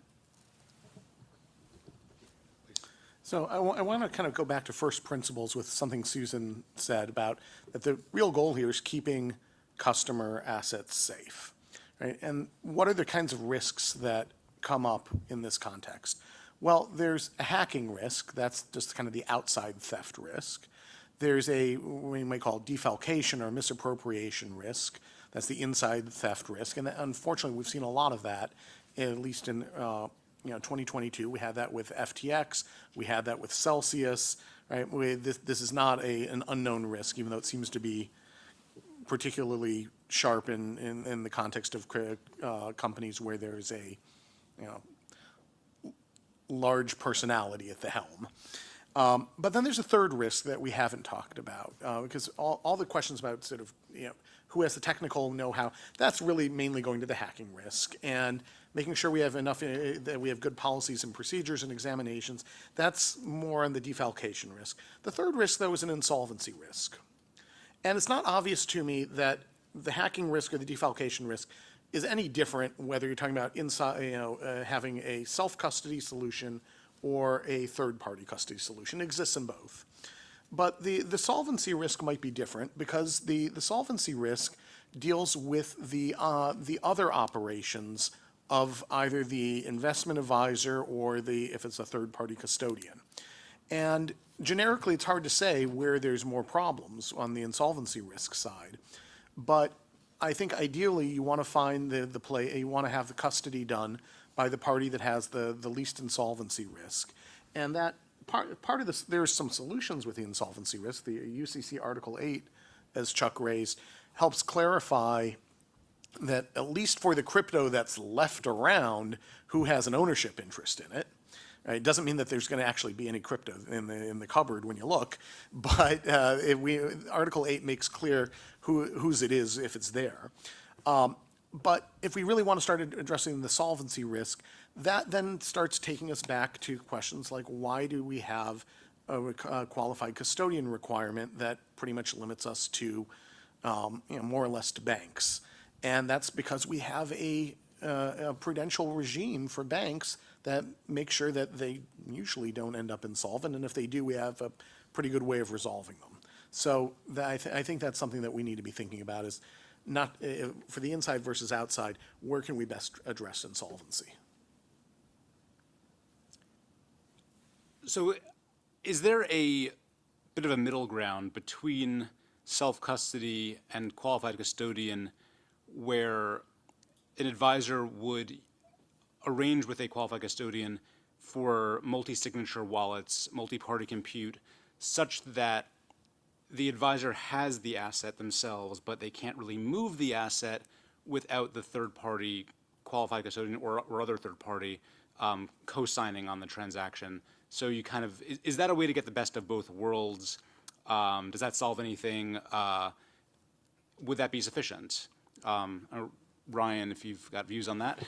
Yeah, I mean, I certainly think that that multi-party computation can be a way to solve that single-party risk where you've essentially sharded the key the advisor has access to. And I don't think the other two, or however many shards, need to necessarily be sitting with a qualified custodian. But so long as it's a custodial-like entity that has these first principle safeguards associated with it, so I don't think it needs to necessarily be a bank or a broker-dealer, which I think we should think about in the rules. Again, that goes to sort of the experience within the field of that entity. But I do think that solves some of the control problem. If the advisor is the only one that can essentially trigger the movement of the asset, then that does, while the other portions are sitting somewhere else. And again, that advisor would need also operational safeguards to ensure, who is pushing the button, if you will. But I do think that's one way to potentially solve it, yes. And solves the point raised earlier about taking a day or two or three to get things out of self-custody. Yeah. No, most definitely. I mean, that is the goal of, I think, blockchain-based assets, is trying to move to essentially, not only atomic settlement, but at least near instant settlement. I think of the securities world where we just moved to T+1, which is fantastic. We have that in the ETFs, and it's really, really incredible. But we are able to issue assets that are, tokenized real-world assets that can, non-securities that settle literally immediately. And so, I think that's the world we want to get to, also on the security side, and I think it's achievable through aspects like multi-party computation. To add on to that too, I would worry if a custodian was a signer on a wallet, that suddenly it adds custodial discretion as a risk point for the advisor. What if the custodian signature is required to do a transaction and they have their own internal policies that make them ask, like, okay, well, where are you moving it to? Oh, you're going to use it on chain in DeFi. Okay, is it open source?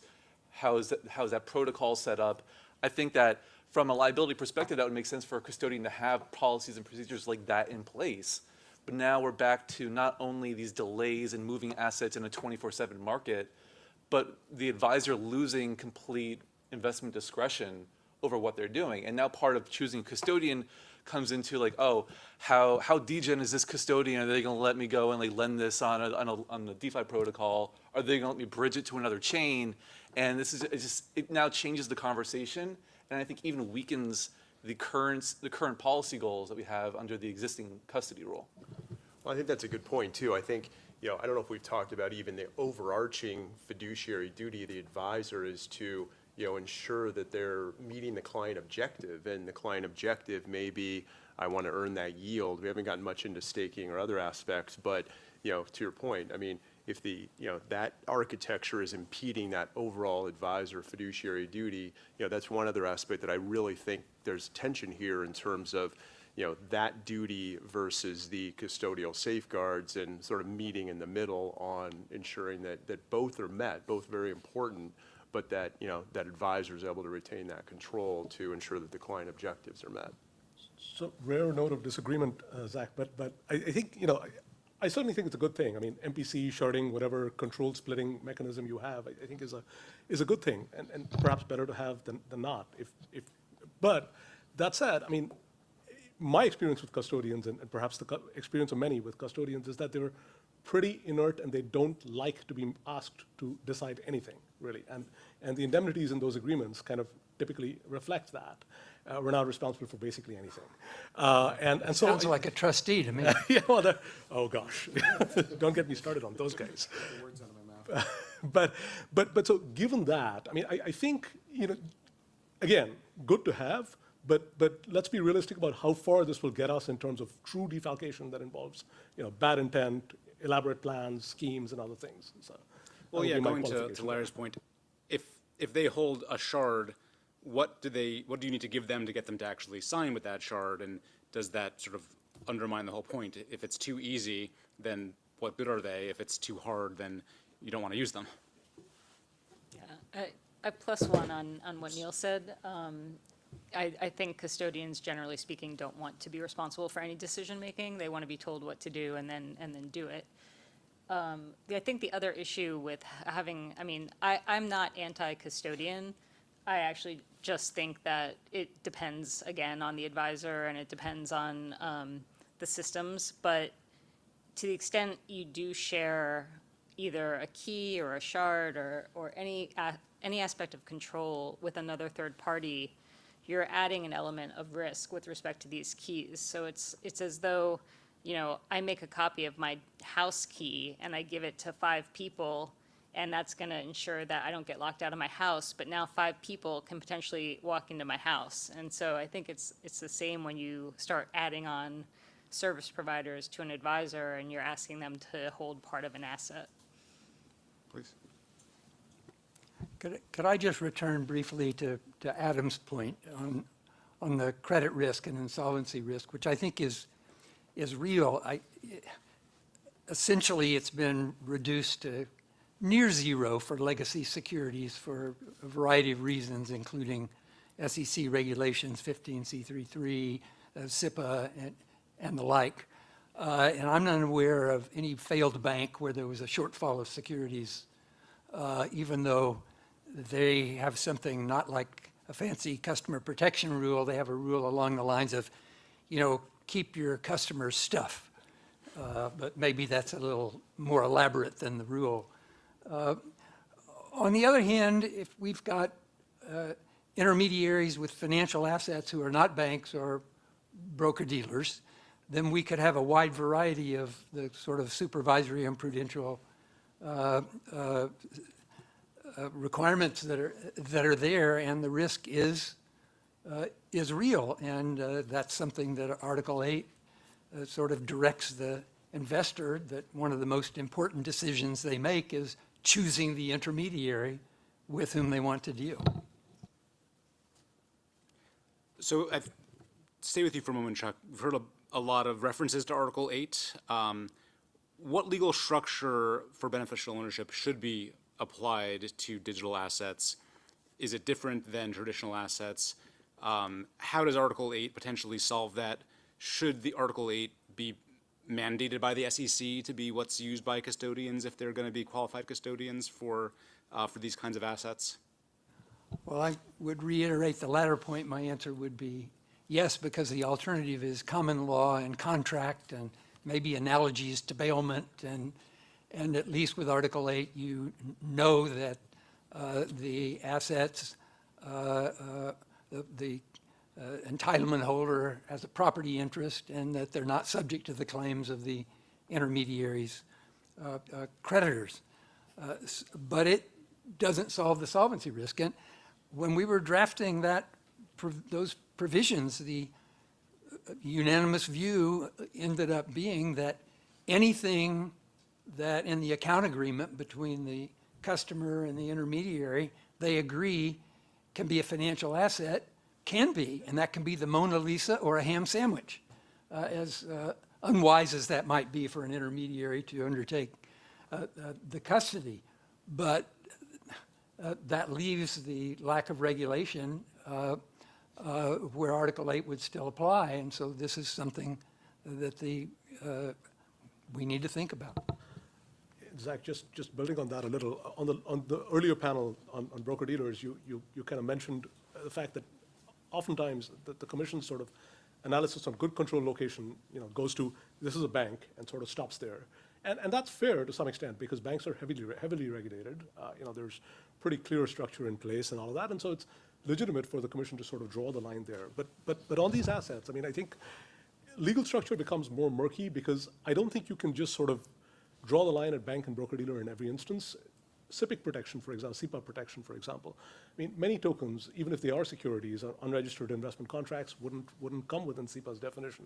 So then there's the question of, well, it's a broker-dealer, but does that really get you anything in terms of the specific tokens or specific assets that you're custodying? So I think, I would say legal structure in that sense it shouldn't be either a necessary or a sufficient condition. It's a good to have, but I don't think you can sort of just draw the line there.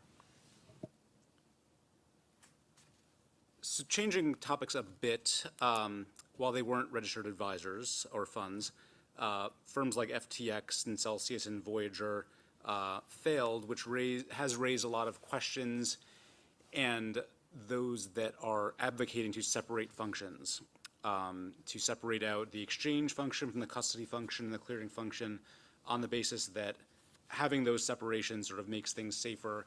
It's easier to find, to spot when there's improper conduct going on.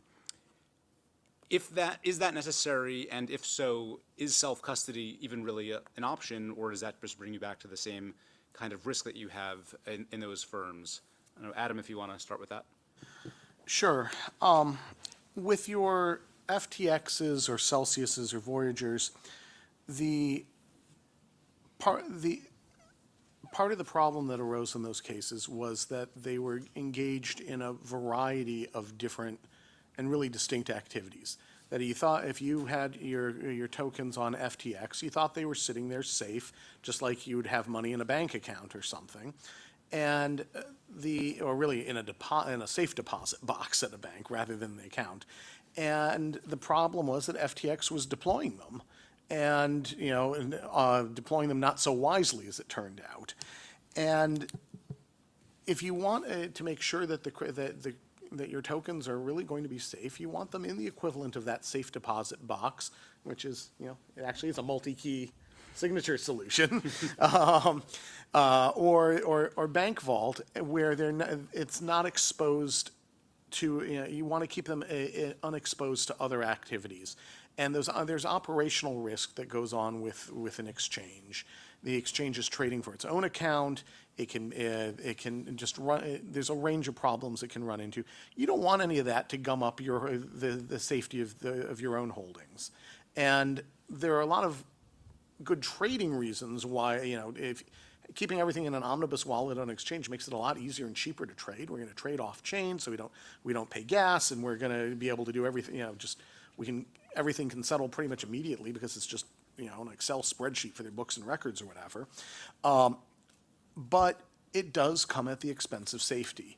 And if the goal here is to prioritize safety of customer assets, you really want to try and eliminate the risk of the credit risk that comes from the custodian's other business. So one thing might be just saying, hey, custodians, you can do one line of business and one line of business only. This is kind of the extreme. You're just basically a box for holding somebody else's crypto. That's probably the safest. There may be reasons why we wouldn't want to do that. But you might also think about other activity restrictions where maybe you don't want the custodian involved in trading in crypto for its own account. Or maybe you want the custodian to be at least in a separate legal entity from affiliates that engage in other crypto activities. That gives you, that gets you maybe somewhere down the road to having a bankruptcy remote entity. That's at least a first step. And maybe you want to even think about having something like, taking from the banking context, something like the source of strength doctrine, where all in a bank holding company, all of the non-bank affiliates are supposed to be a source of strength to support the depository, rather so that the depository obligations effectively come ahead of everything. I think, I think we want to at least start to have a conversation about the regulation in terms of business activities and organization of custodians, whether it's an internal, the investment advisor self-custodies, but through through a subsidiary, or as a standalone third-party custodian. Just looking around if anybody else had thoughts on that. Okay, I guess a unique feature, moving on a bit, of crypto is staking. We've talked about this a bit earlier, it came up, but I wanted to sort of drill down on it more. And people argue that on the one hand, a advisor has a fiduciary duty to make sure that it engages in activities to benefit its clients, which would include engaging in staking to earn the yield. On the other hand, if they've got to hold it at a qualified custodian, that raises challenges because they may need to send it to somebody to engage in validation, they may need to delegate it. It doesn't sit sort of still in the same way. How do people think we can square that circle and have the best of both of those worlds? Is that possible? Justin, can I start with you? Yeah, it goes back to the conflict that we were discussing earlier. And in some ways, staking is the best illustration of this conflict, because at a very theoretical level, I think some might argue that there's absolutely no way to stake assets through a custodial framework, because when you stake assets, you're moving assets on-chain into the staking contract, and no custodian is actually holding them, in theory, right? And so I don't think there's any custodial solution that would meet the competing goals of the custody rule and the Advisors Act fiduciary principles. And as I said before, when you look at the competition between those two goals, the Advisors Act fiduciary duty of care should win out. If you go back and look at the 2019 fiduciary interpretation that essentially distills down 80 plus years of precedent based on centuries of precedent from the law of trust and agency, you actually can't find any discussion about safeguarding or custody in that release. And I think the reason is that the safeguarding rule flows from the overarching duty of care, which is to invest your client's assets according to their mandate and according to their best interests. And so if you apply that doctrine to staking, the reality is that assuming the primacy of the duty of care, advisors ought to be able to stake their clients' assets outside of a qualified custodial framework. And frankly, the technology doesn't, as I said before, the technology really doesn't support any other way. So there has to be a balancing. And for clients that say to their advisors, please stake my assets, it's hard to decline to do so without running afoul of Section 206 of the Advisors Act, which is the cornerstone of the statute. Chuck? Well, perhaps a way to rationalize this, which is, sort of a glaring apparent conflict in these, is to try to distinguish between the risks that are inherent in the asset and the asset's inherent attributes from those risks that we expect to be protected against by custody. If I tell my broker-dealer to sell 100 shares and they go in the system, think of staking. The custodian has lost complete control. I'm now expecting that tomorrow I'll get cash in return. And that's really the only way I can get the asset value back. Well, if I have staking, it moves into that contract. Ipso facto and immediately the investor receives all the benefits and attributes that flow from that. And it seems to me that if there's some risk there, That's just something that goes along with what the asset is, and those are more akin, I think, to issuer risks. You know, the broker-dealer doesn't guarantee solvency or that the bonds are going to be paid. And so, you know, what's custody responsibility and what's just and hacking is an example, just an inherent aspect of the assets. They're on the internet after all. Think about that. Yeah, and it seems like what we might be talking about here is essentially, you know, some types of non-exclusive safe harbors from the prescriptive rules of custody to allow for these, you know, potentially common use cases where the, you know, the client is, well, either directing it or, you know, it's clearly disclosed and the client, you know, wants to participate or is given the advisor discretionary authority to allow that. And it's, you know, fully disclosed, the risks, et cetera. But I think, you know, we could think about maybe some non-exclusive safe harbors to allow that outside of the confines of the custody rule. So I would analogize this to staking, to holding customer cash, right? And you certainly, if you're holding customer cash, it's not a ridiculous thing to put it in a bank account that's not the custodian. You know, it's a contract with the bank. When you put money in the bank, it's not your particular dollar bill. It's you just have a contractual claim with the bank. It wouldn't be ridiculous for a custodian to put customer cash in an interest-bearing account. So this seems analogous to this, but by the same token, no pun intended, a custodian shouldn't just be putting customer cash into any bank, right? It shouldn't be putting cash into an uninsured bank. It shouldn't be putting cash under its mattress. It should be taking some level of care about what the bank is. And I think that points to a custodian needing to undertake some level of diligence about the staking. And I don't know what that would be because it seems unrealistic to ask a custodian to go and evaluate the code for a staking contract. That's just beyond the skills of, I think, pretty much what any custodian has. And yet, you know, there is some risk there, right? If you haven't examined the code, you don't know exactly what lurks there.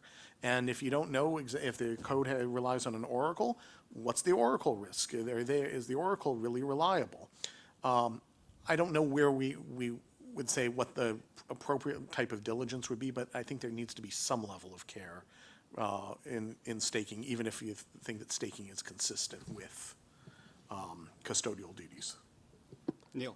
So just one note I'll add there is, you know, I've basically had this view that Justin started with, that it's very difficult to reconcile sort of having the asset remain in custody, you know, with a qualified custodian or otherwise, and exercise the range of rights associated with the asset if that requires taking it out of custody. That seems irreconcilable. But one of the things about crypto is that anything I say could be obsolete by Tuesday, and I think this is one of those, because like point-and-click staking, I think is an example where it seems like technologies are emerging where, crazy as it may sound, you may be able to stake without, at least theoretically, taking it out of custody. So that's a different question to be explored, and that is a technological question as well as a more technological question than a legal question. But maybe what I would draw from that, and building on Adam's idea of diligence, is there's got to be some understanding of what is truly necessary in order to stake. And I think, Zach, in discussions, you know, you've alluded to 17F2 and the Companies Act as a potential sort of framework. And I think that might be the clue here, which is, you know, is it necessary to take it out of custody, to stake it? If it is, you know, what's the period? And then are there other practices that sort of go towards sort of mitigating the risk around that?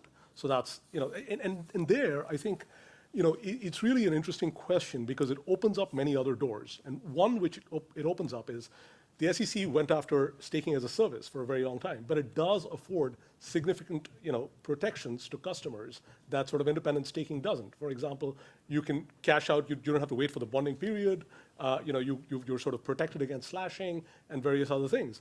Is there a case for sort of saying that advisors should prefer staking as a service over independent staking where it's available? I don't know, but I'm just saying that I think is the kind of calculus that this introduces into The staking service providers or the liquid token staking providers would love to hear that your views that it's a fiduciary duty for advisors to use their product instead of others. Did not say that. Just to add on there a little bit, like I think this comes down to manager discretion a little bit too. If a manager wants to use a staking service to stake their tokens, they should be allowed to. If they want to keep it at a custodian because they'll stake it on your behalf, they should be able to. If a manager wants to run their own validators and do it themselves, they should be allowed to. I think that a lot of what we're talking about today comes down to trust. It's trusting intermediaries, it's trusting counterparties, it's trusting that when a custodian says that they have your assets, that they actually have your assets, even though it's all sitting in this black box. And I want to bring it back to an earlier point that I made, which is that crypto is a fundamentally different system architecture where you don't need to have trust as a component in your analysis. You can run this on autonomous systems based on open source code and not trust. You can simply just verify. You can look at the code, you can see how it works, you can see it on chain, and you know where it is. So again, if a manager doesn't want to do that, if they don't want to take that on themselves, that's fine. But if they want to clip those extra points because they're doing it themselves and they think that they can manage the OPSEC to keep their wallet safe, they should be allowed to do that too. I would just say I come back to, pillars of the Advisors Act are fiduciary responsibility of the advisor and disclosure to the investors. And if you take those two together, you're going to come out with, is it appropriate? Would an advisor consider it appropriate to stake for a particular investor under particular circumstances given the system involved? And so I think it's very difficult to mandate kind of one system or over another, or whether you can stake or not. I think it comes down to, to a certain level, the advisor has a fiduciary responsibility and also has to disclose what they're doing to their investors. So coming back to something was touched on earlier, including Commissioner Ueda mentioned it, in the SEC's proposed safeguarding rule, there was something of a bomb thrown in there, which took the view that crypto assets are likely either funds or securities and therefore subject to the rule. There's a point that Commissioner Peirce specifically called out as inappropriate to put in a proposing release, but there it was. Under that, it would mean that the rule applies right now. Do people think that that is the correct interpretation of the law? And should the SEC, if not, withdraw it? And what should advisors be doing today if they are supposed to be subject to this? And for assets like the one you mentioned, Justin, there is no qualified custodian for. How do people manage that situation? I don't know, Ryan, if I could start with you. Yeah, I mean, no, I don't think that's grounded in good law that all digital assets should be treated as funds or securities. I think there are certainly many that are outside the scope of that.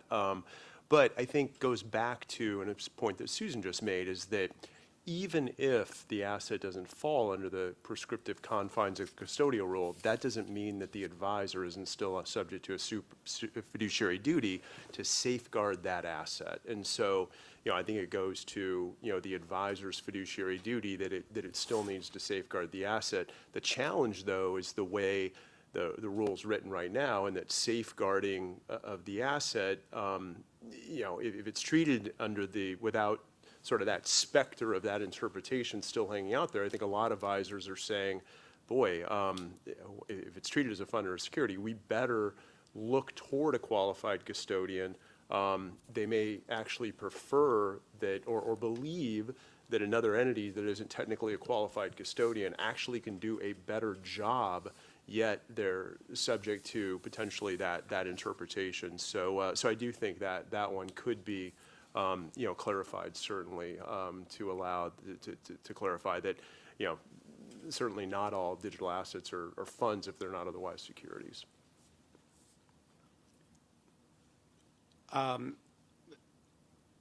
Something else we talked a bit about earlier is the fact that crypto trading platforms themselves tend not to be qualified custodians.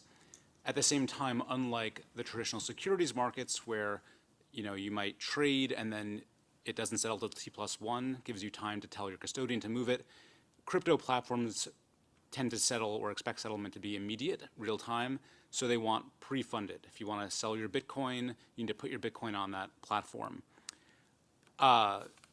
Similar issue in terms of fiduciary duty balance is that that's where the liquidity is on those platforms. So there may be, I've heard an argument, there's a best execution obligation to use those platforms even though they are not qualified custodians. Should there be an exception? Neil, you mentioned something earlier, but an exception that would allow crypto to be held on non-qualified custodians, neither self-custody nor to qualified custodian, because it's going to be held on this crypto platform in anticipation of trading on that platform. Neil, did you want to elaborate on that? And what those conditions should be, if any? No, it's a hard question. I don't actually have a really good answer to this because look, I think the degree of friction that's sort of introduced is just very, very significant for exchanges. If you sort of split it up in any very material kind of way, and then that really calls into question sort of operations. So I feel like there's got to be some answer here that basically requires the exchange to adhere to sort of custodial requirements in the same way that we might ask third-party custodians or self-custodying firms to do, because I think the alternative is simply unworkable for them. So that's, I think, where I probably come down on this question. And for firms that are, by which I mean RIAs, that are sort of using these exchanges, and I think centralized exchanges is a harder case than decentralized exchanges to some extent. But for firms that are using these exchanges, it's notable that the safeguarding rule actually took the view that you couldn't do it. Like you just couldn't put your stuff on a centralized exchange at all. So that's sort of the view that Justin alluded to earlier, which is, custody and care over everything else, or custody and security over everything else. But I'm not sure that that's necessarily the best way to look at the three elements that typically make up the advisor's fiduciary duties, because best execution is one of them. You can't just sort of look past it altogether. So my preferred alternative would be sort of imposing custodial limitations and custodial requirements on the exchanges at some level. And frankly, I think the better exchanges do it already.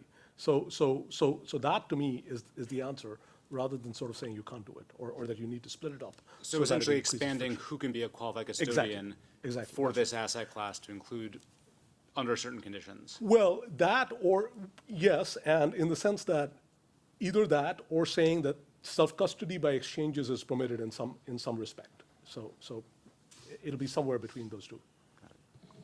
Got it. Mike, do you have any thoughts on this one? I don't. Okay. Susan, one thing we talked about is that there is a exception for investment companies that allow them to self-custody or an exception from holding their assets with a bank or broker for things like securities in transit or other transactions where necessary or appropriate. Is that sort of a good model, that this is an example where it's just necessary or appropriate? There's no other way to do it. There's no way to hold it at a bank because that's just not the way the market works? Yeah, I think we have to think about the system that we have now. And if you're going to impose regulation, are you going to work with that system, or are you going to impose requirements that are going to cause the entire system to change?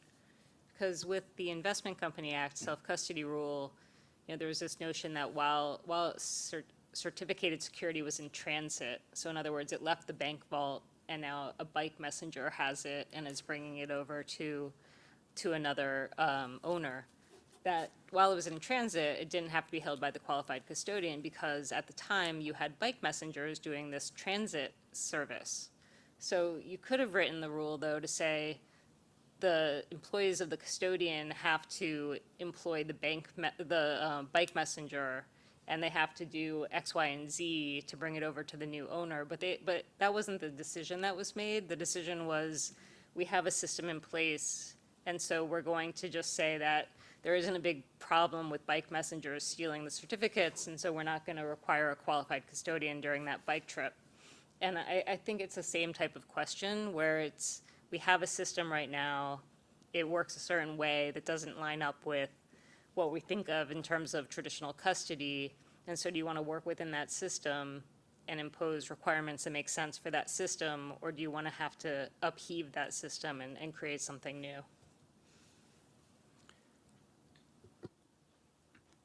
On the question of qualified custodians, something Commissioner Uyeda said earlier about the SEC or staff considering the role of certain state-regulated entities, I thought people might be surprised to hear, because I know there's a lot of firms out there that sort of take the view that certain, those state entities are QCs.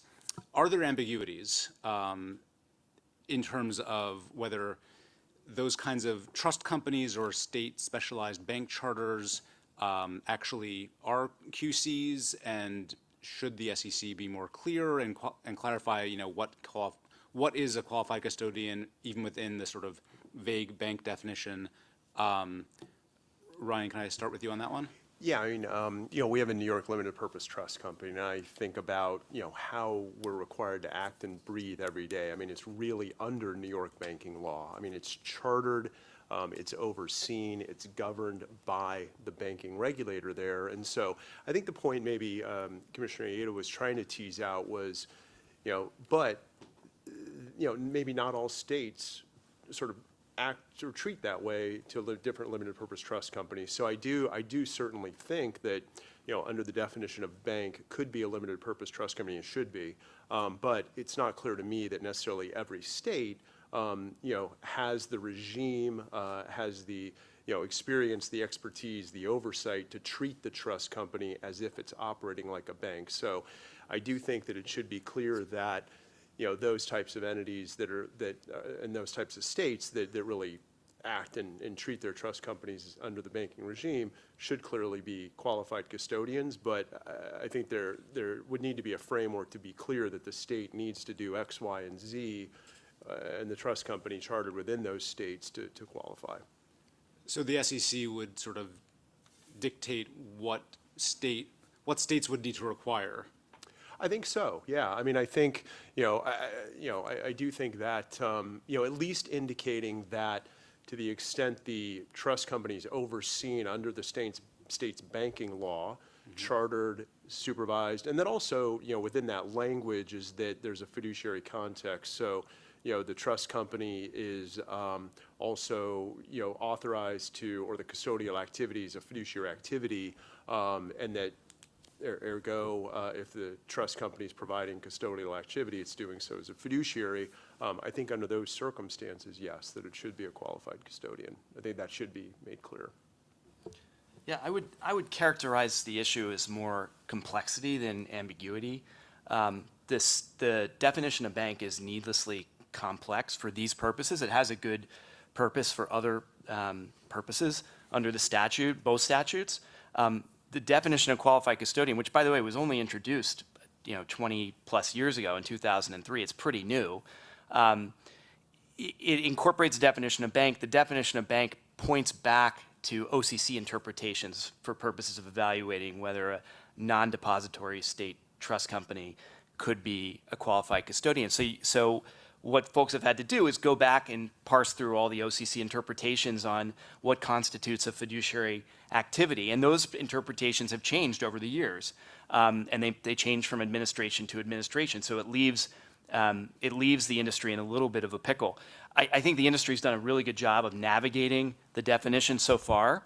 I think there's no one out here that doubts that a New York State Chartered Trust Company is a qualified custodian. But to encourage competition, to bring more qualified custodians into this space, which frankly I think the industry needs, you could pretty easily solve that complexity by defining a bank for purposes of the qualified custodian, or just defining a qualified custodian as including a state chartered trust company that does X, Y, and Z. There's a framework in another part of the statute that the NISMIA implementing provisions that talk about the divide between the states and the SEC around advisor regulation and registration, and it turns on whether a state in part, turns on whether a state supervises and examines a particular advisor or has a regulatory regime for advisors within that state. That might be something that you could graft onto the definition of qualified custodian to clear this up. Susan? I agree with everything that Justin just said.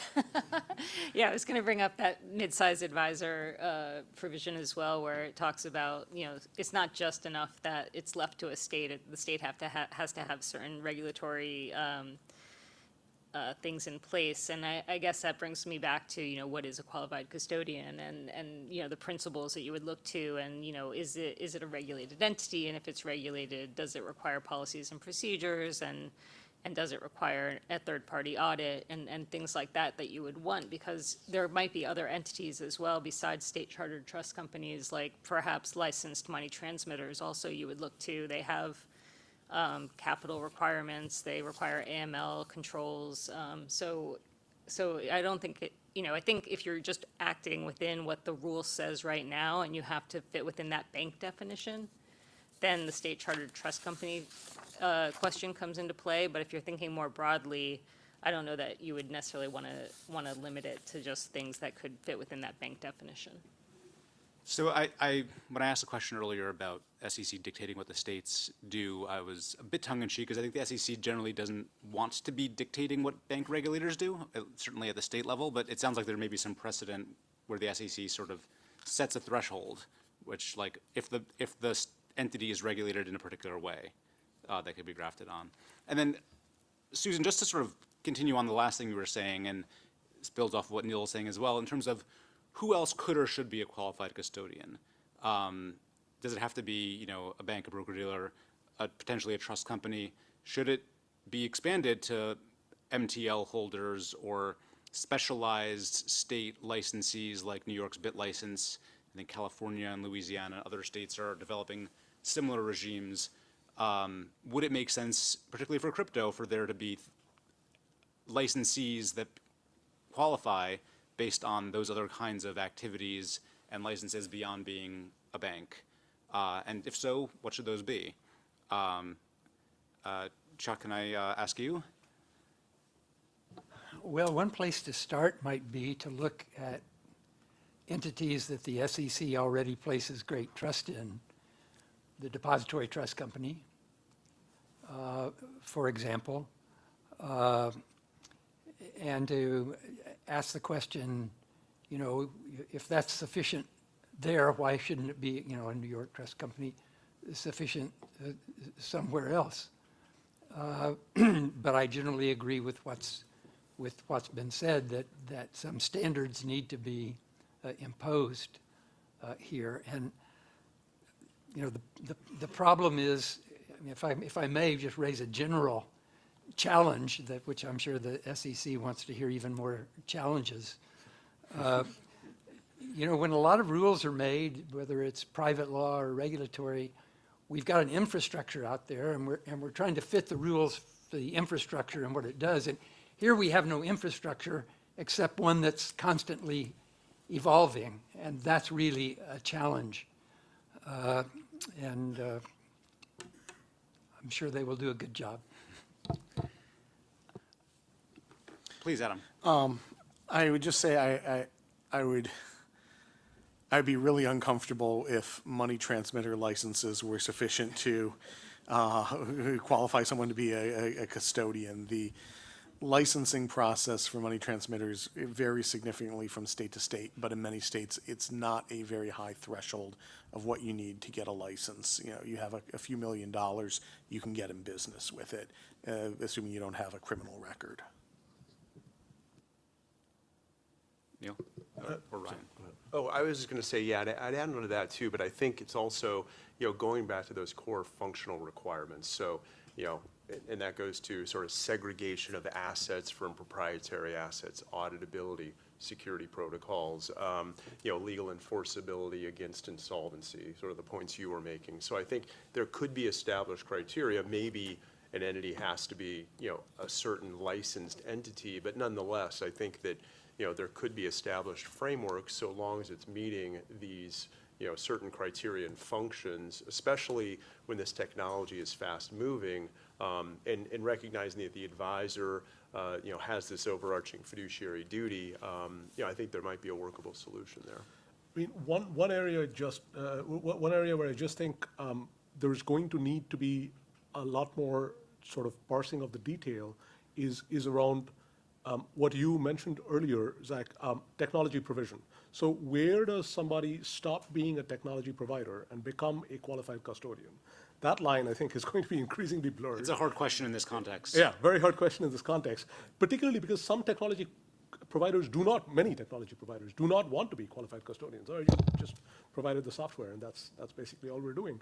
But at some point, you realize that there is a gap in the sense that people are looking to those technology providers as basically being their custodial solution. So that gap should not translate to a mismatch with the end customer or the end user's expectations of what's going on with his or her assets. So that's one point that I will make there.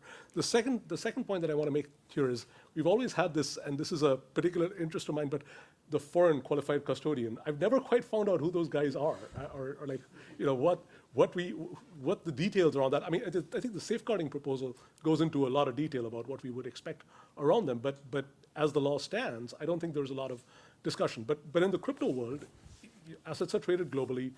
Firms don't necessarily exist anywhere in the traditional sense. And so what really would that fourth prong of the qualified custodian sort of cover, or the third or fourth prong qualified custodian cover? I'm not quite sure.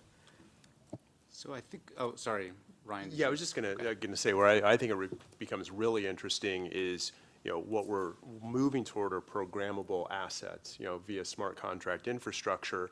And do those assets take on some custodial qualities? You can freeze the asset, you can claw back the asset, and have that function that if X happens, then that action will happen, which in some ways, custodians are charged with doing that. So over time, as we're sitting here, 10 years from now, do we see a framework where, in fact, the asset itself has taken on some custodial function? That's where we're very excited about sort of seeing that evolution and hopefully, come to fruition.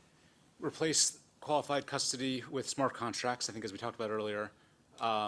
Chuck, last remarks, because I think we are running out of time. I need to turn it back over to the Just to staff. come full circle, the last comments I think are really relevant to the self-custody issue, because we hope there will continue to emerge platforms and competitors who will say, here's how we can provide you a good interface with the assets other than a custodial interface. And that's really, really important. And in some ways, it's easier with crypto than it is with the clunky process we have for direct registration of legacy securities.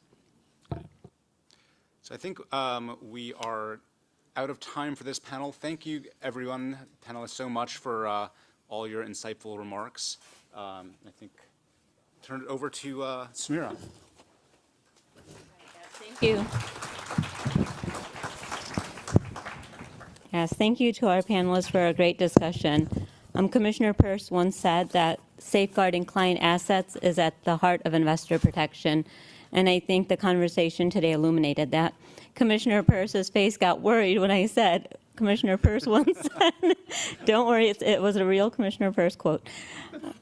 So I've been blown away by the effort and energy that all of our panelists so far have put into these discussions, but one of the panelists today has really set a new bar. He left his family vacation in a warm tropical destination to fly here this morning to participate, and will fly back after this, so thank you. That is true dedication to helping move forward the conversation on these important issues, and he may be single soon, but I do appreciate the participation. So it's late on a Friday afternoon, so I hope you aren't staking on me coming up with another pun. Kind of messed that up. I want to encourage everyone here and everyone watching online to continue your engagement. Please visit the Crypto Task Force website, where you can provide written input, request a meeting with the task force, and read the many great submissions we've already received. We want to continue the great work that the task force has been doing with everyone's help. So we have 2 more roundtables to go in our sprint. Up next, we will focus on tokenization. That's going to be here in just over 2 weeks. We'll be on a Monday, so we can all stop making the Friday references. I do appreciate everyone who has been here for the 3 Friday roundtables so far. Apparently, there are a host of you that have attended all 3, have a perfect attendance record so far. So if you can make it to the other 2, I'm going to come up with some sort of token for for your participation that will comply with all government ethics rules. Thank you all so much. Have a great weekend.